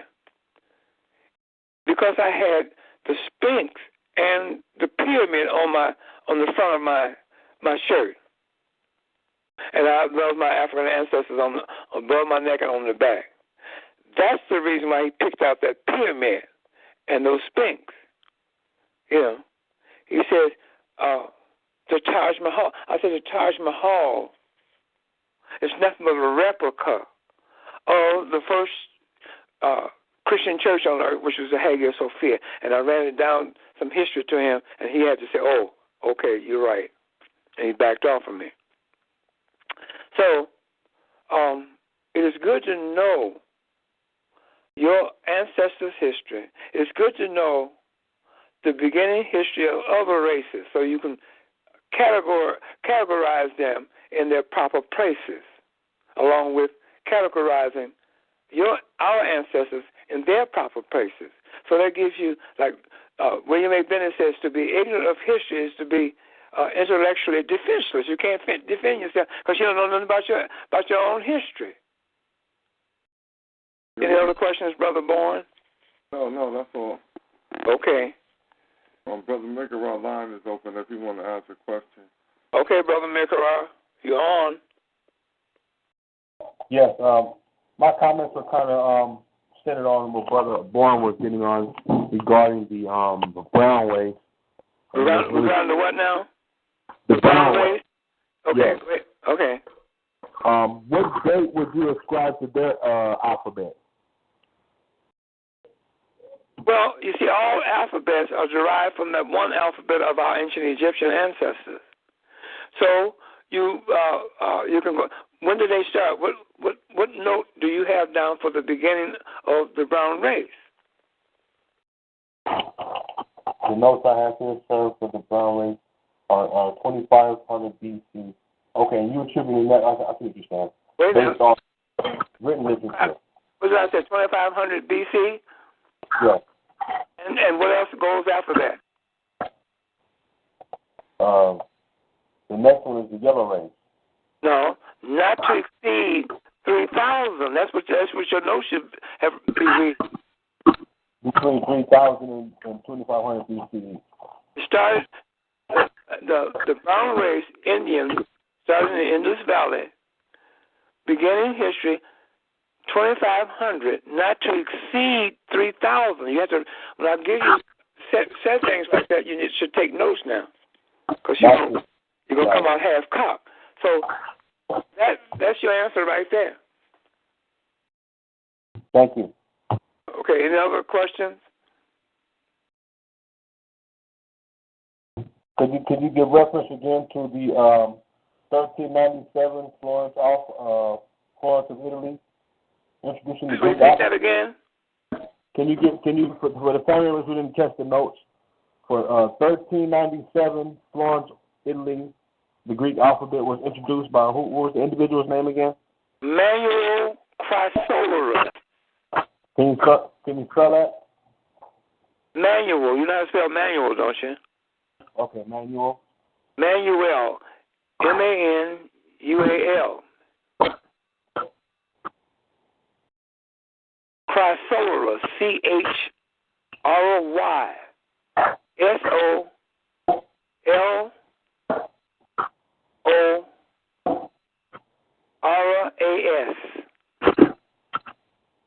SOLORAS. Thank you. Okay? Yes, sir. Thank you. Okay, no problem. Okay, anybody else? Brother Bourne? All right, I'm going to the line. I have everybody ask a question. I'm going to the line. There you go, Sister. Greetings. Brother Vicar Rogers really asked the question that I was going to ask was about the guy Manuel. I know you said he was from Africa. I don't remember exactly where you said he was. He's from northeast Africa, from the double-walled city of Constantinople. Constantinople today is Istanbul, Turkey. That's where the first seat of Christianity was, because that's where the first Christian church was built. We're going to get into all of that. Okay, and then also, you really, I was kind of thinking that alphabet was created was created before the date that you gave. So I'm glad that you gave that date, because I can't explain, it just turned on some lights. I'm like, okay, I'm thinking, when Alexander came into Egypt, that's around the time that they started doing the alphabet. But you said 1397. No. Listen to this. No. I want you. That's a difference. I didn't want you to. We're gonna get to that. Don't worry about that. Okay. The alphabet was already created when the Greeks. It started with our ancient Egyptian African ancestors. Their civilization started 10,000 BC. During that time, they created a civilization for all of humanity. All of humanity. The first creation that makes them civilized is the creation of the alphabet. The alphabet makes you or any human civilized. It gives you the ability to read, write, and spell with that alphabet. It's the first thing you learn when you go into school. So when the Greeks came into Egypt in 332, our ancestors had civilization was over with. They had a civilization for 9,668 years before the Europeans ever walked into Africa. So that alphabet was created during that time. Yes, sir. I was meaning the Greek alphabet. That's what I was meaning. I didn't know that it had been translated so late, in 1397. No. Okay, well, I wrote the note down wrong. I'm about to listen to the playback. Listen, while you're there, don't leave. Oh. How you have a Greek alphabet today, right? Hello? Yes, sir. The reason why you have a Greek alphabet today, the Greeks did not create an alphabet. When the Greeks came into Egypt under Alexander the Greek, now you listen to this, they forced the Greek language on our Melkite Coptic Egyptian ancestors. By our ancestors being a literate people, what makes them literate is the creation of the alphabet. They learned the Greek language, and they applied an alphabet to the Greek language. So the Greeks never had an alphabet, but it was the Greek language that our ancestors applied an alphabet to, and that alphabet that they applied to is known in history as the Greek alphabet. You got me? Yes, sir. That's when the Greek alphabet was created. And when the Romans came in 302 years later, in 30 BC, they forced the Italian Roman language on our ancestors, and they did the same thing to that language, thus creating what is known as the Latin alphabet. And from the Latin alphabet comes the English alphabet, and so forth and so on. But stay the course with me. Now, do you understand how the Greeks got an alphabet? They never had one. But you understand, according to what I'm saying, how our Greek alphabet was created for the Greek language. You follow me? Yes, sir. Yes, I understand. Okay. Now, is there anything else, my sister? No, sir, that's it. I'm going to pass the mic to my husband. He might have a question. Okay. How you doing? Fine. How you doing, my brother? My question was about, I know it's kind of going to something a little totally different, but you talked about, when you was telling the creation story, you said that Tefnut was the daughter of Ra. So I was just wondering, was like any of those other ones, Tefnut, Nut, Shu, and Jeb, was any of those other ones, other deities of the daughter or son of Ra also, or is it just only Tefnut that's just a daughter? No. All of the creations are the creations and children of Ra. See? Okay. Because Ra is what? The creator, right? Duh. My bad. Okay, you're right. You see that? See, Ra is the creator. So Ra created everything. Air, which is dew, moisture, which is water. Now, on your notes where you said got moisture, you put down there water. Yes. That's Tefnut. See? So he created her. Then he created Geb, which is the earth. He created Nut, which is the sky and the atmosphere. You see that? He gave Nut a baby, impregnated her. When Shu lifted her off of Geb, you see that? All four of the creation of the nine, of the first five of the creation, it was all created by Ra. Everything was created by Ra. You follow that lineage. Ra is at the head of the innate. So he created everything. See? So he had sons and daughters and sons. Like I said before, if you look at the right side of your drawing, you find all females. On the left side of your drawing, you find all males. All the creation of Ra.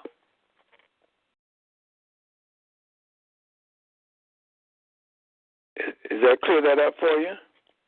Yes, sir. Thank you. Appreciate Is there anything else you want to know? No, that's it. That was my other question, so I appreciate it. Okay, I appreciate you. Okay, Brother Bourne.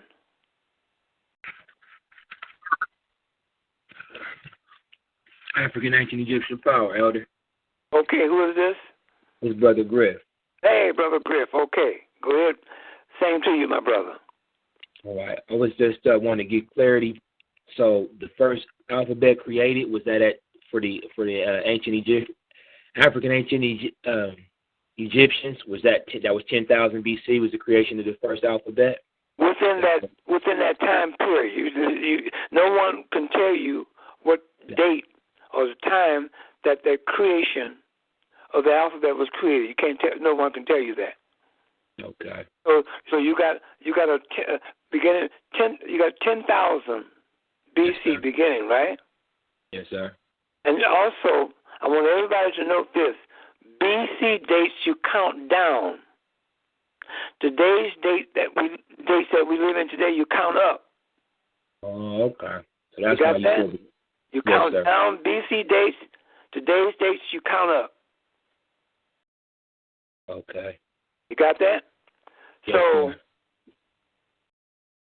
so there's no known time period when the ancient Egyptians created the alphabet to make themselves be the first literate people on planet Earth during the time of antiquity. So within that 10,000 year span. Got you. Okay. And, yes, sir. Anything else, Brother Griff? Yes, sir. Now, what was the spelling on the guy, Manuel? What was the spelling on his last name? Chrysaorus. Chry. Solorus. Chrysaorus. All right, one more time. Chry. Thy. Thy.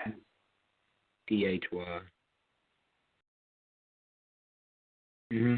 Wait a minute. Chry. I'm sorry. Okay. You said Chry or ROY? Chry. Chry. SO. LO.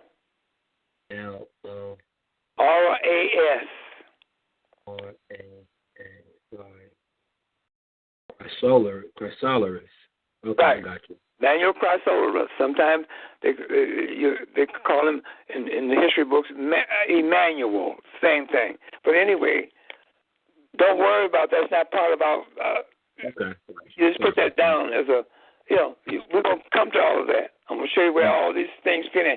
But if you just follow the curriculum as I presented to you, and you'll see where everything further in our class sessions, everything will fall into place. Little pieces of the puzzle will fall into place.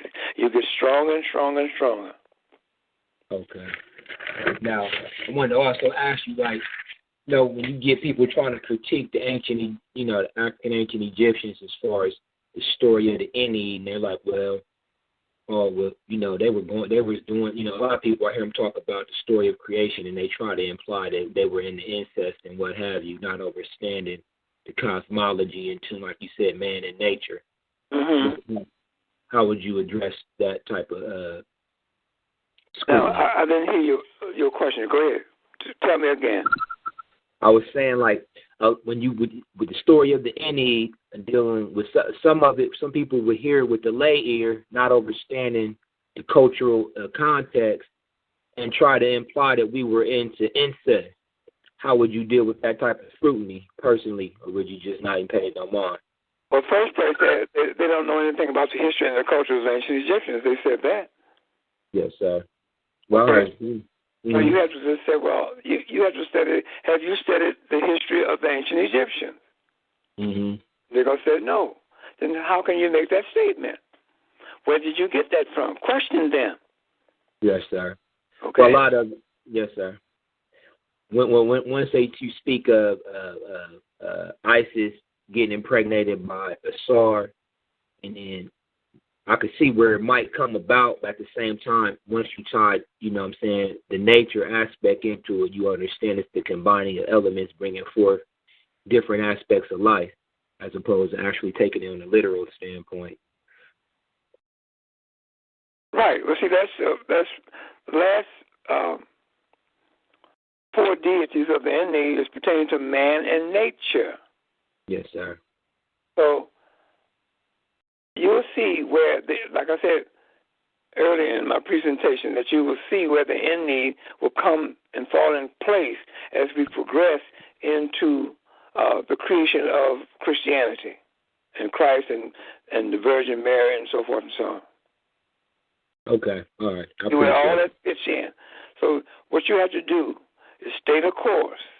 Yes, sir. To understand this, because it's something new to you maybe, and ask questions like you're doing now, so you can clear up things. So any questions you need to ask me, please ask me. And if, like, when you get through and the next person come on and you say, oh, I forgot to ask him, then come back on and ask me. I want every student to be clear before we close down our class. I want you to be clear of what you're being taught. Okay. Okay. Yes, sir. Is there anything else, Brother Griff? No, that's it for right now. You made it pretty clear for me. Okay, if you think of something else, that goes for every student out there. If you think of something else, even though you've been on, ask me a question, come back again. It doesn't matter. I'm here. Yes, sir. Okay, Brother Bourne, continue. All right. Sister Camille. African Ancient Egyptian Power. Thank you, Baba Williams, for that great lesson you gave us tonight. Thank you, my sister. And I have a couple of questions, or several questions, but I'll start out with, and I'm asking this so that I know how to handle myself against critics, for lack of a better word, right now. That's okay. Yeah, go ahead. When we're dealing with the time period that you gave for the beginning history for our African ancient Egyptian ancestors as 10,000 BC, which makes us the descendants of the, first oldest and civilized people ever to walk on the planet. What is the source for that? Where did you get that from? Okay, I got that from doing research many years ago. I got that from, I'll put it like this, my sister. This is my 42nd year of the study of our ancestors' history and so forth and so on. So during my 42 years out here studying, first thing you want to know is, where do I stand? Where do we stand as a people on the map of human geography? The first thing I wanted to know when I started my beginning studies in 1975, I wanted to know who were the oldest people, oldest civilized people on earth. 2, I wanted to know where civilization began. The world's first and oldest civilization began. 3, I wanted to know where about on earth did it start. 4, I wanted to know what people. See? So I know that I'm not an Indian of India. I know that I'm not Chinese. I know I'm not white. I know that I'm an African. So that's where I started. And when you go and investigate history, human history, during my 42 years of study, I had to weed out all the lies and the misinformation that's out here. This planet is plastered with misinformation coming from Western academia. Okay, so I had to go through all that to find out and get me a answer to my question. So in doing so, this is what I ran across. I had to analyze and learn the beginning. I said, now, I learned that I was told when I first came out, I didn't know any better, 42 years ago, 1975, that I asked an old man who was one of my customers. I asked him, I said, where would you start? Where is the world's first and oldest civilization began?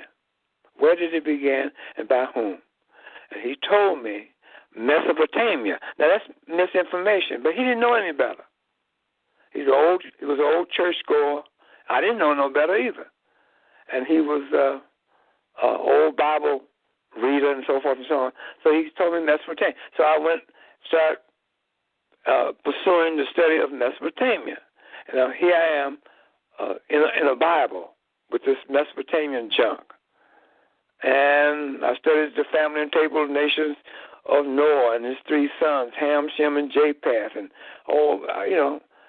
and I found out later that in a couple of years after I began this, I said, this is all mythology. Okay? And then I found ancient Egypt. Okay? So through my 42 years of research, study, trying to find out the beginning history of who is the oldest and what was the name of the oldest people, where they began, and so forth and so on. That's where I started studying and found ancient Egypt. Then I said, well, okay, what's the next? Who's the next one? Then I found the Indus Valley civilization of the Indians of India. And I found in my study, I went to the Chinese, the Chinese, the Wang Ho Valley civilization of the Chinese, the yellow race, so forth and so on. Then I said, okay, let me look at the European. So I looked into the European history, and I found a book that says Europeans do not know a beginning history of themselves. This is what the Europeans said about themselves. Okay? So I put all this together, and I gave it, so I'm presenting it to you right now. And it fits. So that's how I found that out, through trial and error. It's like a doctor, a medical doctor. They do research in laboratories, and they test certain things, and from that test results they say, let me see if this will work over here. See, you keep searching like that until you put all the pieces together and begin. When you put the pieces together, then the picture will emerge, which with you putting these pieces together to bring forth a picture to you, and you can understand what this whole subject of history is about. Time, people, places, events, and literature. Does that help you with your answer? Your question, I mean? Yes, it does, and thank you. Any other questions, my sister? Yes. How do I counter the claim that in order to know the story of the Aeneid, for example, I have to be able to read what they are calling the so-called metanetta? You can't do that, though. The metanetta, hieroglyphics. Have you read why the metanetta hieroglyphics have never been deciphered? Yes, and I stand by your position. I'm battling against other Africans almost not on a daily, but quite often, upholding your position, and they haven't been able to defeat it. And so that's why I'm bringing this up, because I noticed you had mentioned how there were drawings, like you mentioned the drawings of, for example, that of Osiris when Isis had created the missing penis that the fish had ate when it was thrown in the lake, and how she then be transformed into the bird in order to have, to be able to receive his sperm to give birth to Horus. Now, I've seen that drawing too, and so you can see from that clearly what's going on. So that's what I'm asking, like, how do we get the next story? Is it also from drawings such as that? Well, here, you get it from the drawings, and then you got to also remember this, that even these guys who talk about the Medu Neter hieroglyphics, and they try to repudiate what I'm saying, and why the Medu Neter hieroglyphics has never been deciphered, but they never give you how those pictorial symbols were deciphered. They never tell you that. They go off into some language. Language will not get you the understanding of those pictorial symbols. You can speak 1,000 languages. Languages is only used to explain the symbols. You can explain the symbols if you know the meaning. If you're speaking French, if you're speaking Arabic, if you're speaking German, you're speaking English, you're speaking Spanish, any language that you know to speak, if you know the meaning of those hieroglyphics, then you can explain it by way of language. But the language is not going to get you the understanding of what those hieroglyphics mean. It is impossible for an individual to know the meaning of those symbols. Why? Because you have to ask our ancestors, the ancient Egyptians, what he or she meant for them to be when they drew them. And they're not around to ask that question. So what I'm doing, I'm taking it away from Western academia. They lied about the symbols. They put some alphabet to you. Can't do that. In order for them to institutionalize our ancestors' culture in their school system, okay, and become known as Egyptologists. No such thing. But anyway, nobody is talking about the hieratic, demotic alphabet of the ancient Egyptians. You see? So, you ask the question to the brothers or sisters who wants to argue that the hieroglyphics have been deciphered. You ask them these questions. How were the hieroglyphic pictorial symbols, how were they deciphered and by whom? And when you ask a question, don't say nothing else.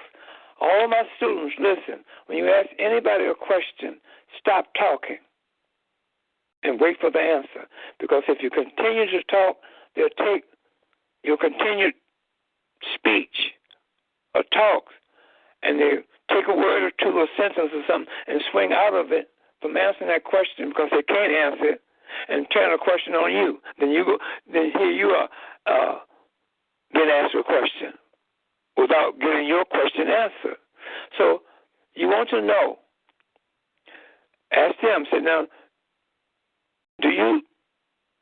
are you saying that the hieroglyphics, those pictorial symbols, has been deciphered? They're going to say yes.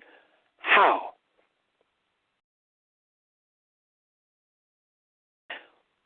When and by whom? See, they can't answer that. They talk. These guys come out here. I hear them on these trying to repudiate what I'm saying.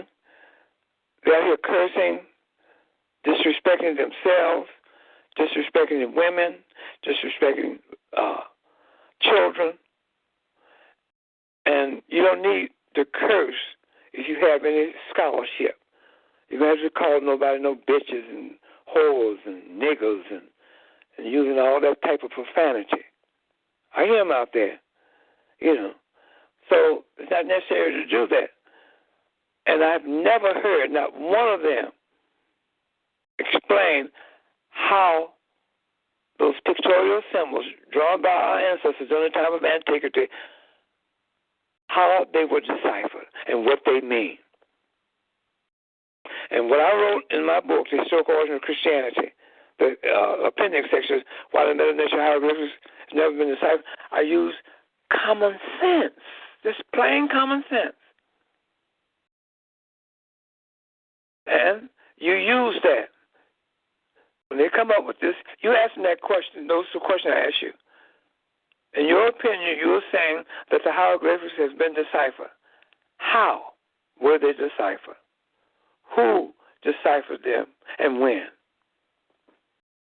And the fourth thing you need to know is ask them how many pictorial symbols known as the hieroglyphics, how many of those symbols has been deciphered? How many? Give me the number.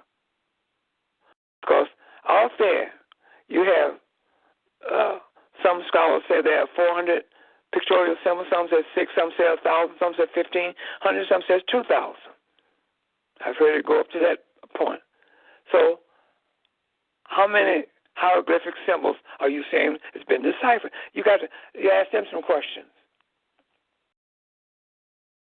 and let them answer your questions. They can't answer that.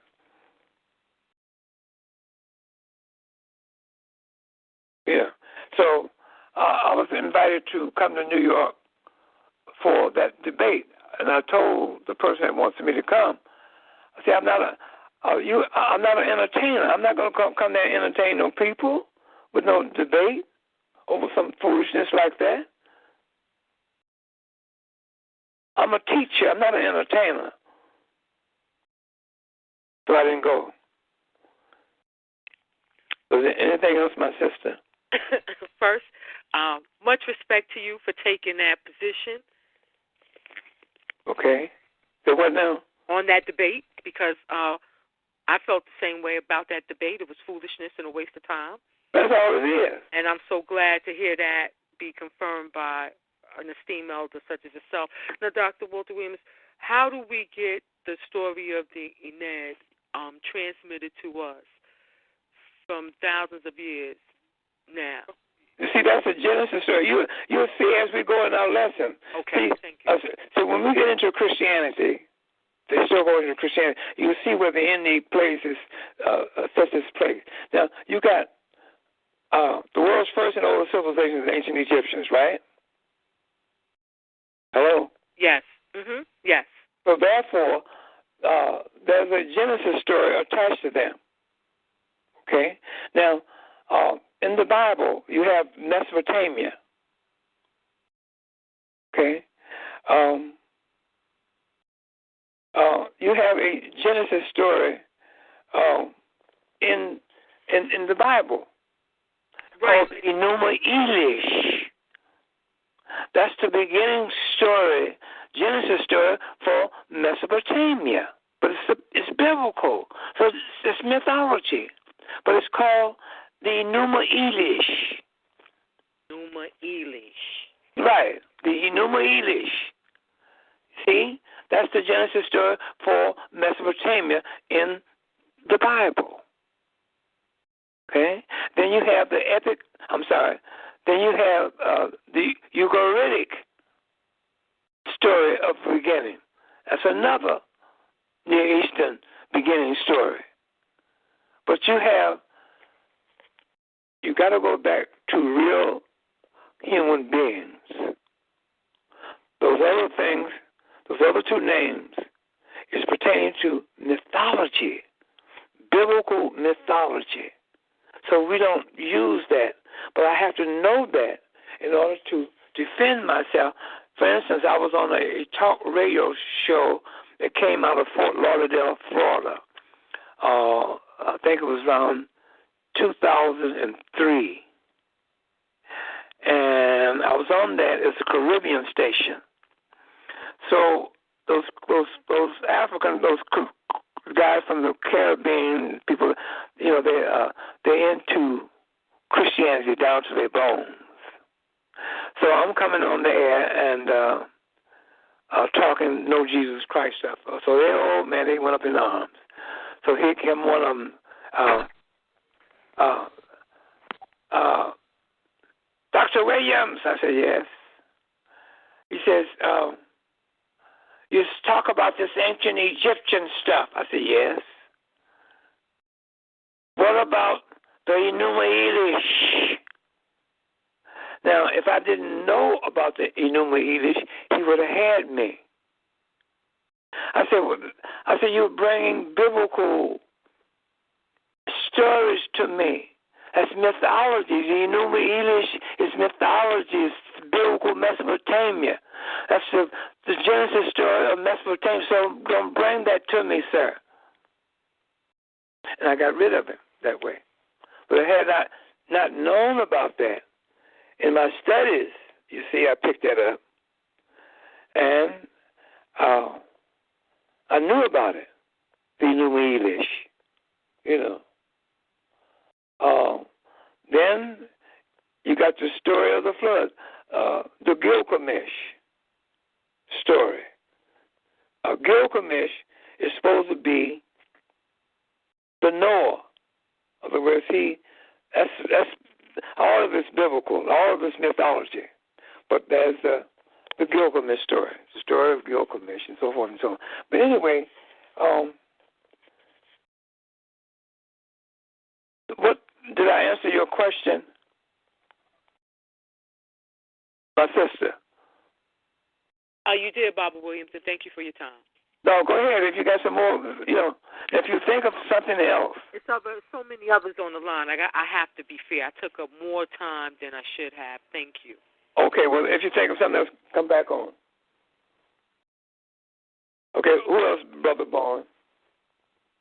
All right, we're going to go to Connecticut.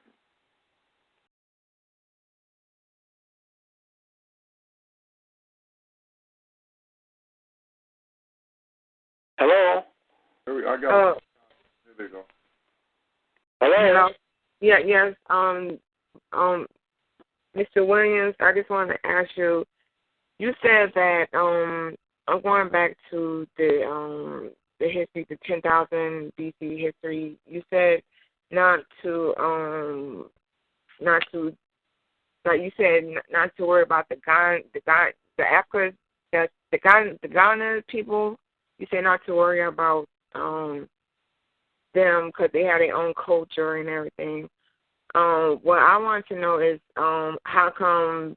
Well, I don't really know if they do know about, the ancient Egypt and why, when they come over here, they don't really express that. Because they don't have to. They have their own culture of their own. Nigerians, Ghananese, South Africans, Mali, all those Zimbabwe folks live there. They have their own culture and language. They don't have to claim ancient Egypt. Ancient Egypt is the only culture that's unclaimed by its descendants. You see that? The descendants. What happened to listen? Let me tell you this story. This is real. I was asked in 1996 by the Black Physicians Association of Cook County Hospital. That's where I was born, right in Chicago, at Cook County Hospital. I had my museum up and running. They came to me, and the doctors came to me and asked me to come there and give a lecture during Black History Month. I went there and gave the lecture, and they, after the lecture over, they thanked me and so forth and so on, and they were giving me my honorarium. And I told them, I said, doctors, I said, why don't you all call yourself the Imhotep Physicians Association of Cook County Hospital? I said, then this way you'll be relating to your African ancient Egyptian ancestors, and you be relating to the first physician on planet Earth, Imhotep. One said to me, said, how do you know that we are descendants of the ancient Egyptians? I said, okay. I said, let me tell you this. And this is the answer I gave. I want you to listen. I said, do you agree that during the time of antiquity, that a people, an African people known in history, that lived in the continent of Africa, known as the ancient Egyptians, built the Great Pyramid? He says, yes. I said, do you agree that a people during the time of antiquity walked this earth known as the Greeks? He says, yes. Do you agree that a people walked this earth as human beings as Romans? He says, yes. I said, okay, let's go back. I said, today as I speak, the Greeks are on earth claiming and calling themselves Greeks. Is that right, sir? He says, yes. I said, the Romans are on earth today calling themselves Italians. He says, yes, that's true. I said, now, where are the descendants of the ancient Egyptians? And a big blank came to his face. Where are they? Did they evaporate from the earth? Did they vanish? What happened to them? And he said, oh, I get it now. You see that? Yes. You see? So the ancient Egyptians have got to be somewhere. I read a book. I have a book here. In fact, I have 2 copies, which is out of print, very rare to get. It's called God Wills the Negro by Theodore P. Ford. He wrote that book in 1939. In that book, he was showing the reader, way back in 1939, I was a little boy then, he was showing the reader that the American Negro, and he's showing ancient Egyptian art and pictures, that the American Negro and the ancient Egyptian are one and the same. Now, he says something very profound. He says, the ancient Egyptian vanished and the Negro appeared. That's something? The ancient Egyptian vanished and the Negro appeared. So what was your question to me? You had answered. I always wondered why, Africans from Africa comes over here and they don't really practice or expound on like ancient Egyptian, like they don't have like you said, the culture. They don't have to. They got their own. Yes. So that would mean like on TV, you know how Katy Perry and all these other people always Elizabeth Taylor always perpetrate to be Egyptians because no like black person per se hasn't really claimed Egyptian. Right, because we've been taught away from it in the school system. When I was a boy in grammar school right here in Chicago, I was 8 years old. They gave me a book called Little Black Sambo. When you went to school, they didn't teach you about that you were descendant of ancient Egyptians. They're not going to do that. Because if they taught you that and us that we were descendants of the ancient Egyptians, white supremacy won't be in existence. Also, as long as they can keep you in the mental consciousness that you're black and that you're a Negro, that you're an African American, then they can start your history like they did in the Smithsonian Institute last year. Created a museum of African American history and culture. They start our history with the beginning of slavery in this country. As long as they can do that, then fine. They're over there every day digging up our ancestors' graves and digging all around over there in Egypt every day that you and I live. Sweden, the country Sweden, they got 40 ancient Egyptian museums throughout Sweden with over 30,000 artifacts. That's how important we are. We are somebody. Because why? We are somebody because we are the descendants of those African ancient Egyptians that brought civilization to all of humanity. And they don't want you to know that. They teach us away from it. So now, you're taking this class. We are resurrecting ancient Egypt and our ancestors, the ancient Egyptians, those Africans. We're finding our way back to ancient Egypt. This is the first class in doing that. Okay. Anything else, my sister? Not right now. Not right now, no. Okay, I hope that did I clear up things for you? Yes, you did. Thank you very much. Okay, my dear, if you have anything else, come back. Okay? Okay, thank you. All right, my dear. All right. Brother Bourne? There's another person on the line. She forgot to tell you. Okay. My only question is that I want to specify how Seth went out to murder Osiris. I just wanted to, specify that in my notes. You want to do what now, sweetheart? I wanted to specify how Seth went out to murder Osiris. How did he do that? Because I missed that part. Seth created a banquet dinner for and invited Osiris there. He was jealous of Osiris because he was the firstborn. Right. And what he did, he put a knockout drops in his drink of Osiris at the banquet. And while Osiris was knocked out, he had Seth ordered his henchmen to take him out and kill him. So they cut his body up into 14 different pieces, and they took the 13 pieces of his body and they put it all and put it all over Egypt, scattered it all over Egypt, and they took his penis and threw it in the river, and the fish ate it. That's the story, you see.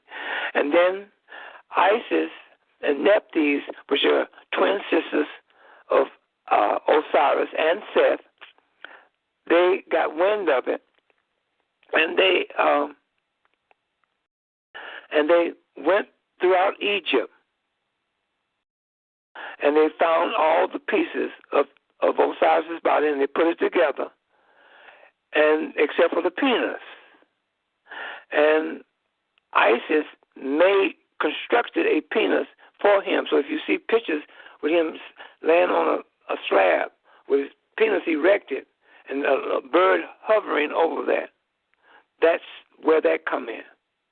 And Isis became pregnant by way of that action. And then that produced Horus, the S-U-N of Osiris and Isis. Now let me tell the class a finishing story now about that I left out. Once Horus, the S-U-N, grew up as a man, he learned about his father's death being at the hands of his uncle Seth. So he went and confronted Seth, and they had a fierce fight.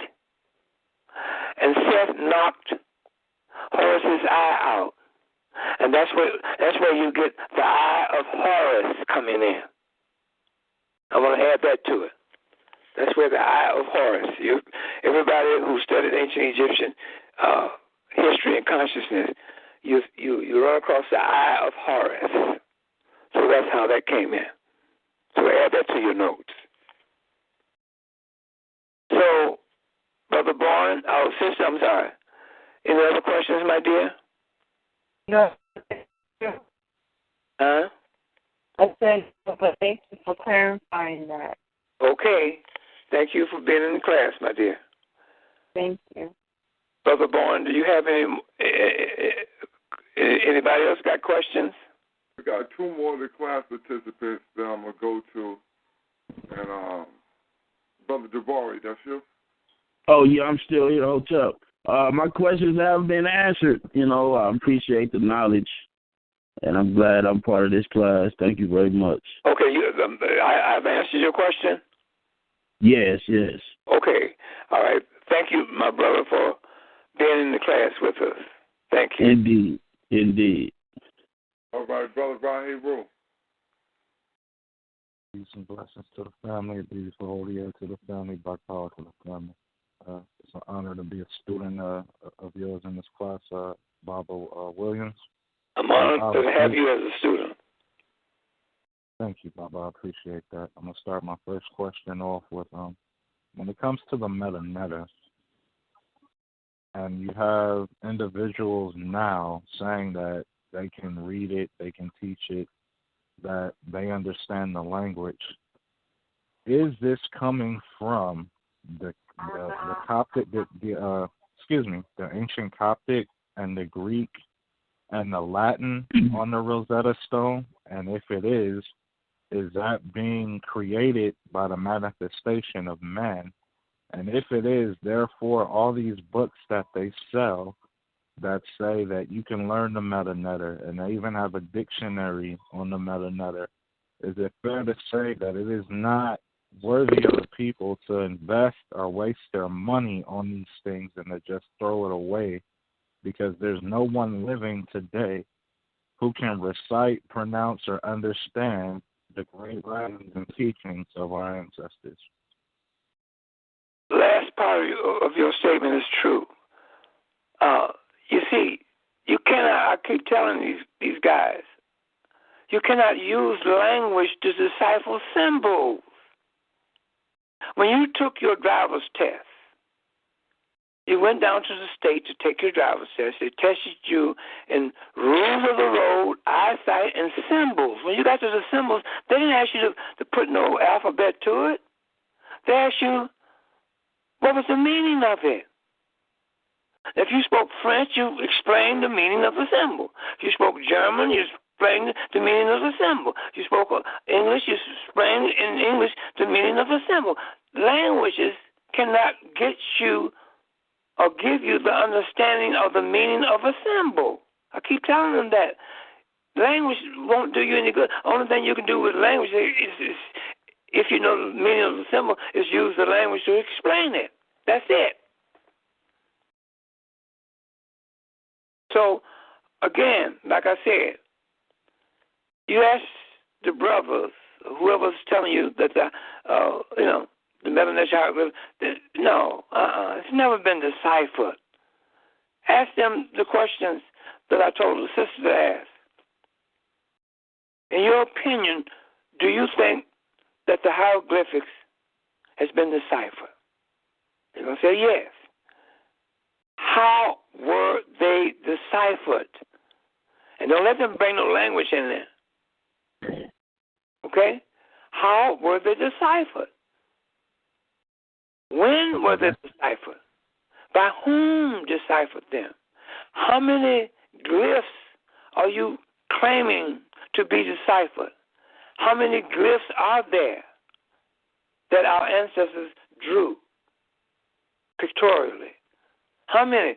400, 600, 1,000, 1,500, 2,000? Ask them information. When you ask a question, don't say nothing, but wait for your answer. If I ask you, how old are you? I'm not going to continue to talk. I'm going to wait for your answer. Right. Okay? But don't let anybody use no language on you saying that they use language to decipher.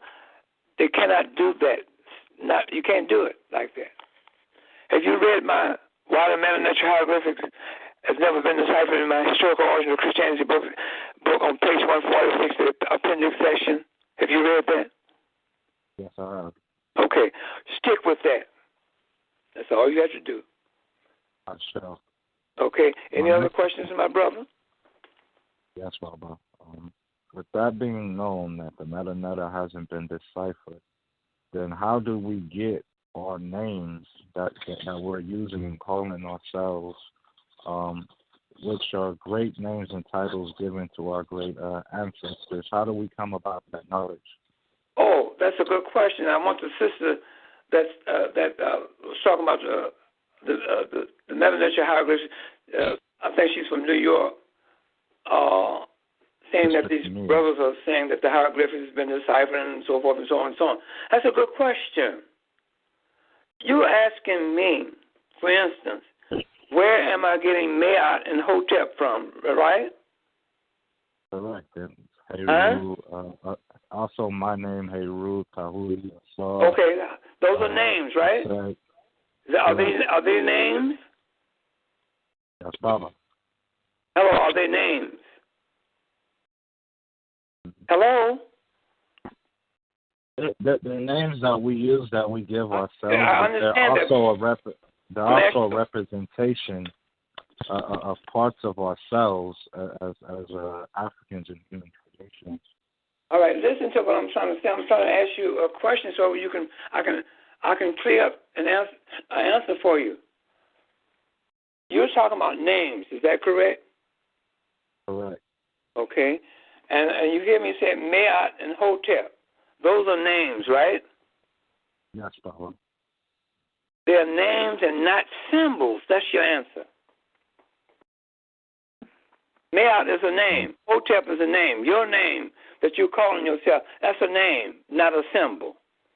That's what I'm talking about.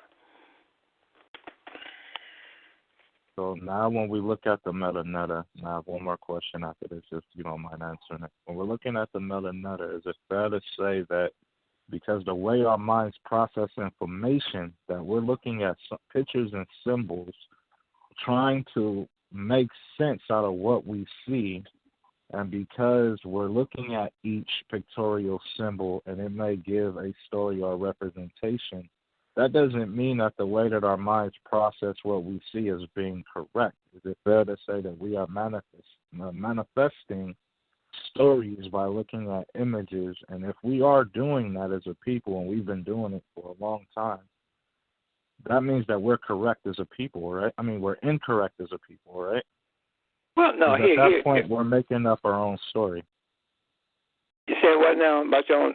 Repeat that last part.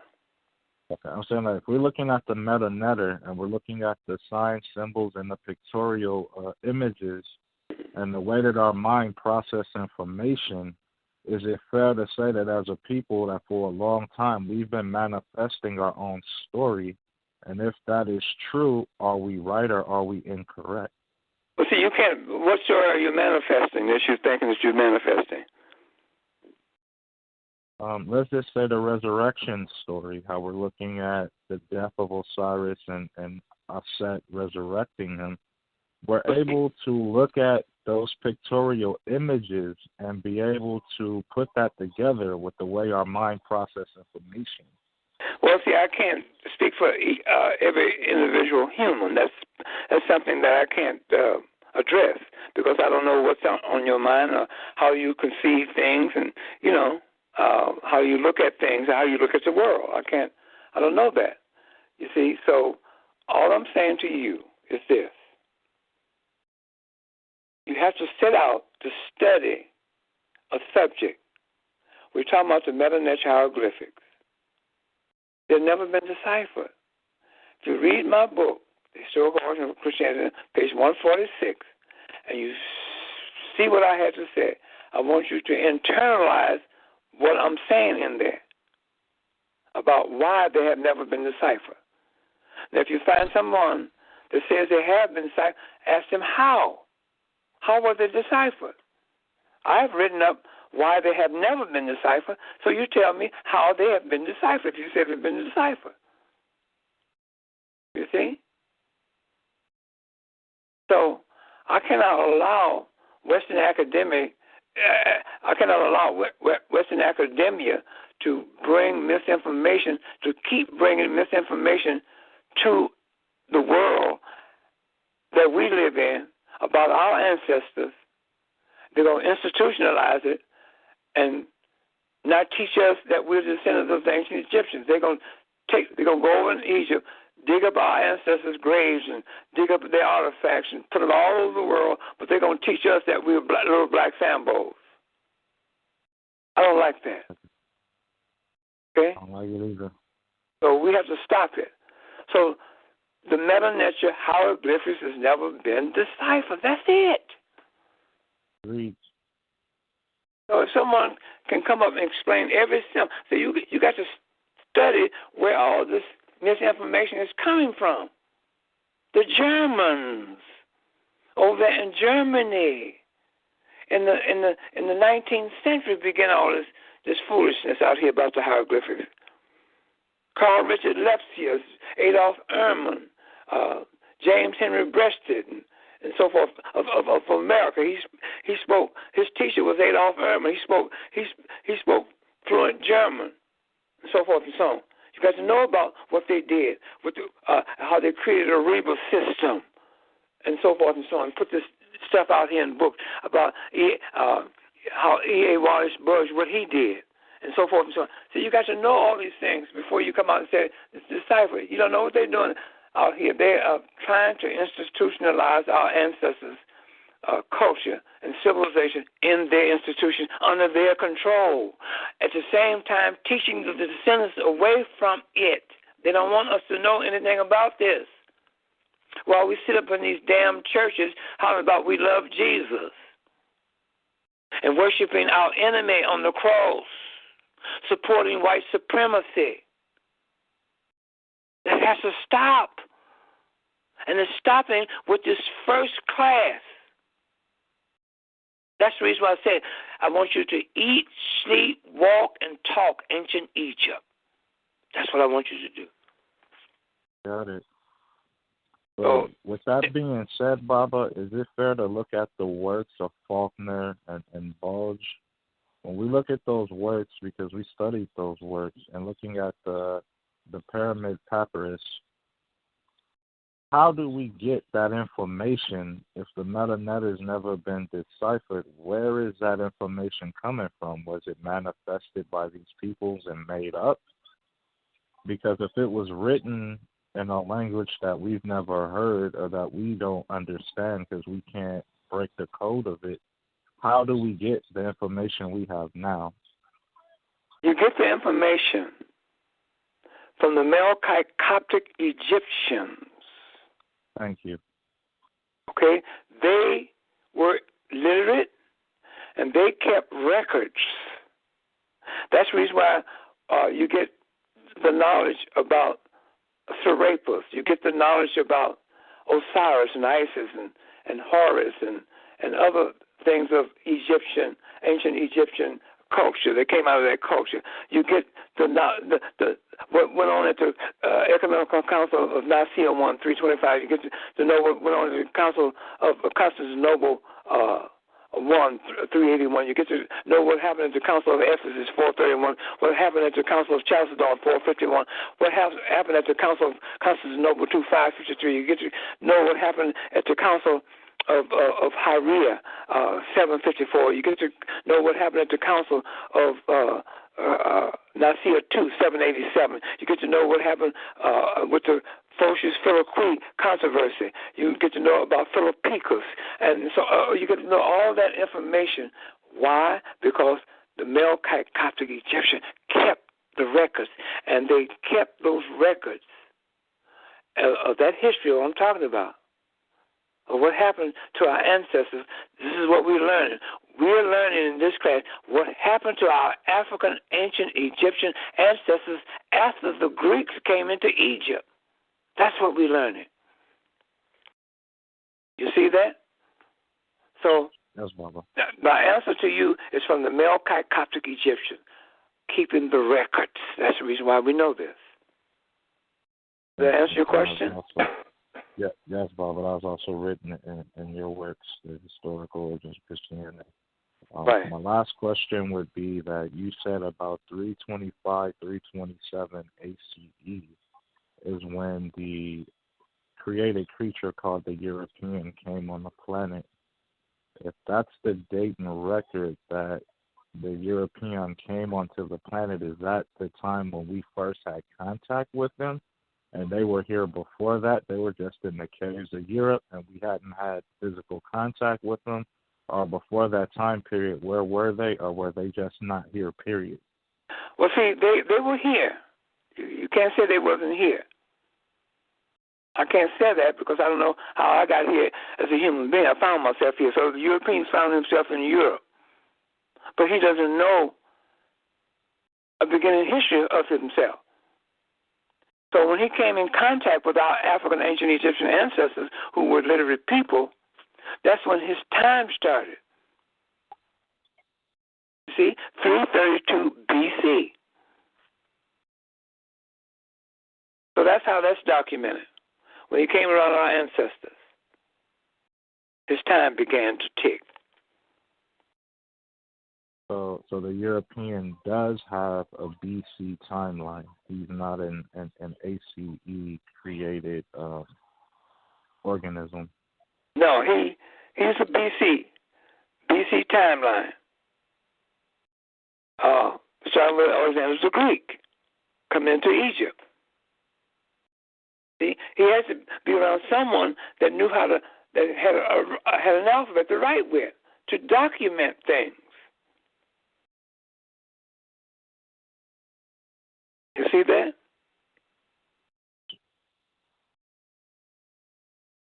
And hello, you see that?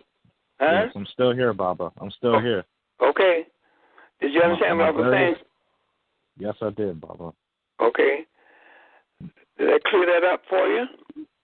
Yes. My very last question would be your references to your books, which was The Outline of History, Volumes 1 and 2. I've only been able to find Volume 1. Me and Brother Minkara, when we first came across your works, we went through The Outline of History, Volume 1, with the historic origins of Christianity and Islam, and we found that everything that you wrote and you put together dealing with just that one resource was correct. So from that day forward, we've always stood solid on the foundation of the work that you put forth, and I appreciate that, and I just want you to know that. And if there's any way that I can find the second volume to that book, if you can give me any resources of how I can get that, it would be greatly appreciated. That would be my last question. And I think I've, like Camilla said, I've taken up more time. And I know there's other people here that have questions, so forgive me, family. Okay, if you try Amazon, see if they have The Outline of History by H.G. Wells. Or either you can go to a used bookstore, or either you can go to a book fair where they're selling used books, and you go to the history section, you're looking for The Outline of History. Sometimes you find them in 2-volume set, and sometimes you find them in 1 volume. All the both volumes be in 1 volume, see?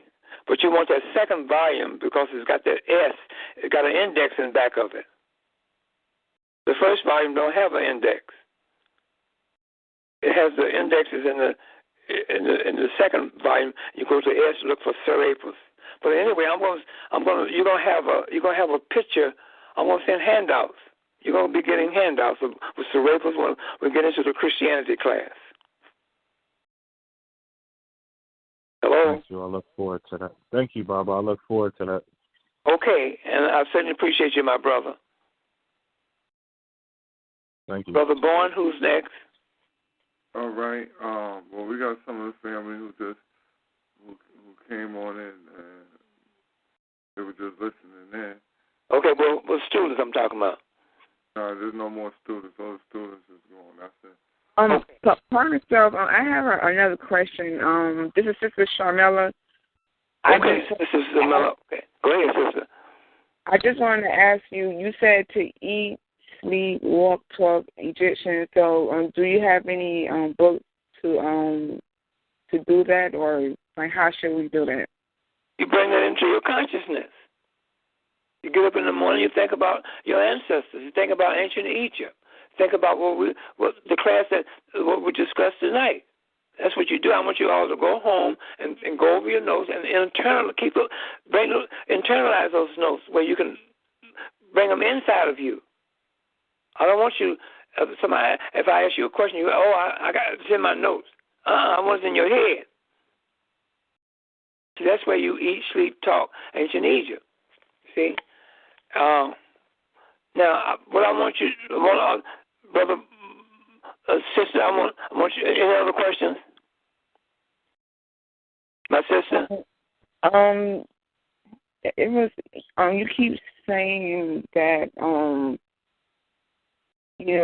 certain things, you say that you wasn't there for, okay, when Heru say something about a point in time of the, of the who? No, never mind. I can't. I know you keep saying that, you wasn't, I wasn't there to witness the, certain history that occurred. That, never mind, I'm not saying it right. Excuse me. Okay, any other questions, my sister? No, thank you. Okay.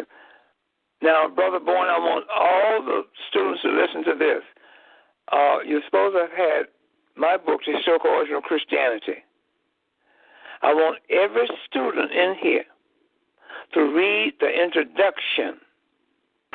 I want you to read that. I want you to read it more than once until you can internalize the message. I want you to read it. The introduction, that's your assignment, along with taking those notes that of the outline of the lesson that we had in our class today. I want you to internalize all of that. So you got work to do. Do not put your television and all that radio and stuff like that. Get this in your system first, okay? And you keep reading your notes. You keep studying your notes. I want everybody, every student, to read the introduction to my book, The Historical Origin of Christianity, until you can internalize that message in there. And also, I want you to read the back cover of that book. Read the back cover of that book. But I want you to read that introduction over and over and over again until you understand what is said in that introduction. That's your assignment. Those two things, I want you to read your notes, internalize your notes. I want you to read the introduction to my Historical Origin of Christianity book, internalize that. The back of the book, don't worry about it right now. Just read that introduction. Those two things. The lesson. Hello, go ahead. Baba Williams, may I please ask you one more question? Sure. Thank you. I wanted, Brother Raheru had asked one of the questions, and I got the answer for where we get the story of Osiris and Isis from the Melkite Coptic Egyptians. I wanted to know, where did we get the story from, the Ened story? Same thing, same place. Same place? Okay, thank you. Mm-hmm. Right. So that's a sister from New York that just called. What's her name? Sister Camilla. Thank you, Baba Williams. My name is Camilla. Stay right there, sister. Did you hear what I said about? See, you're gonna be asked a question. Then where is Walter Williams getting Maat and Hotep and those names and things like that? The answer. They're going to say, where is he getting that if the hieroglyphs have never been deciphered? My answer to that is that those are names and not symbols. That's your answer. I just want to bring that out to you. Reiterate that. Thank you. Okay. Brother Bourne, anything else? Anybody else? No, sir. I don't have any more questions to send me. Okay, well, everybody have their assignment? I have one more. Okay. You mentioned the 9 deities. Can you explain further where Tahuti and Ma'at fit in this system as well? Well, what now? You mentioned the 9 deities in the creation story. And I was curious to know where did Ma'at and Tahuti fit in the creation story regarding man and nature and balance and knowledge? Tahuti fits in, and Ma'at fits in the underworld scene of Osiris. We're going to get to that. We're going to get to that when we go into Christianity. Okay. We're going to take you to the judgment hall scene. That's where that comes in. Miat is in there with her scale, and Tahuti Thuth is in there with his ibis head and his pad and pencil, taking notes. So we're gonna get to that, the judgment hall of Osiris. That's where that come in. Okay, thank you, sir. Okay. Anything else? I got one more. Thank you, Brother Mikara. Sure. Sister Camille out of New York. Hey, sister. You know, I'm coming to New York on February the 19th now. I will be there. I will be there. Where you coming? You said when? Well, yeah, I want to know when. You said February 19th. Where you coming at? In Brooklyn? I'm sorry, not February 19th. February the 18th. February the 18th? I'm coming to Nicholas Bookstore. Okay. At, you know where it's at? I definitely do. Okay, yeah, it's on Fulton, you know. Okay, I'll be there. I want you to come up to me, and I want you to introduce yourself to me. I promise, Dr. Walter Williams, it'll be my pleasure. Okay. And hopefully we can engage and spend some time afterwards, you know. But where does reading other works of our elders, where does Ptah and Nun fit in? Ptah and who? Ptah and Nun, N-U-N. I understand. Yeah. I'm sorry. Yeah. Well, see, Ptah has many names now. You got Ptah is listed as sometimes it's Thuth, you know, and things like that. But we'll get into that when you're running ahead of the game. We'll get into that as we go into our class session. Okay, thank you. Yeah. But right now, I want everybody to concentrate on the lessons that I have taught and your notes that you have taken. I want you to internalize those notes. You go over those notes every day, and I want you to read the introduction to my book, The Historical Origin of Christianity. I want you to read that and reread it and read it until you can internalize what's in there. And I want you to internalize your notes. It's very important. Okay? So when's our next class session, Brother Bourne? Next Tuesday. Okay, next Tuesday. So it's once a week coming on next Tuesday, and we'll go from there. Okay? All right. Well, Does anybody else got any more questions?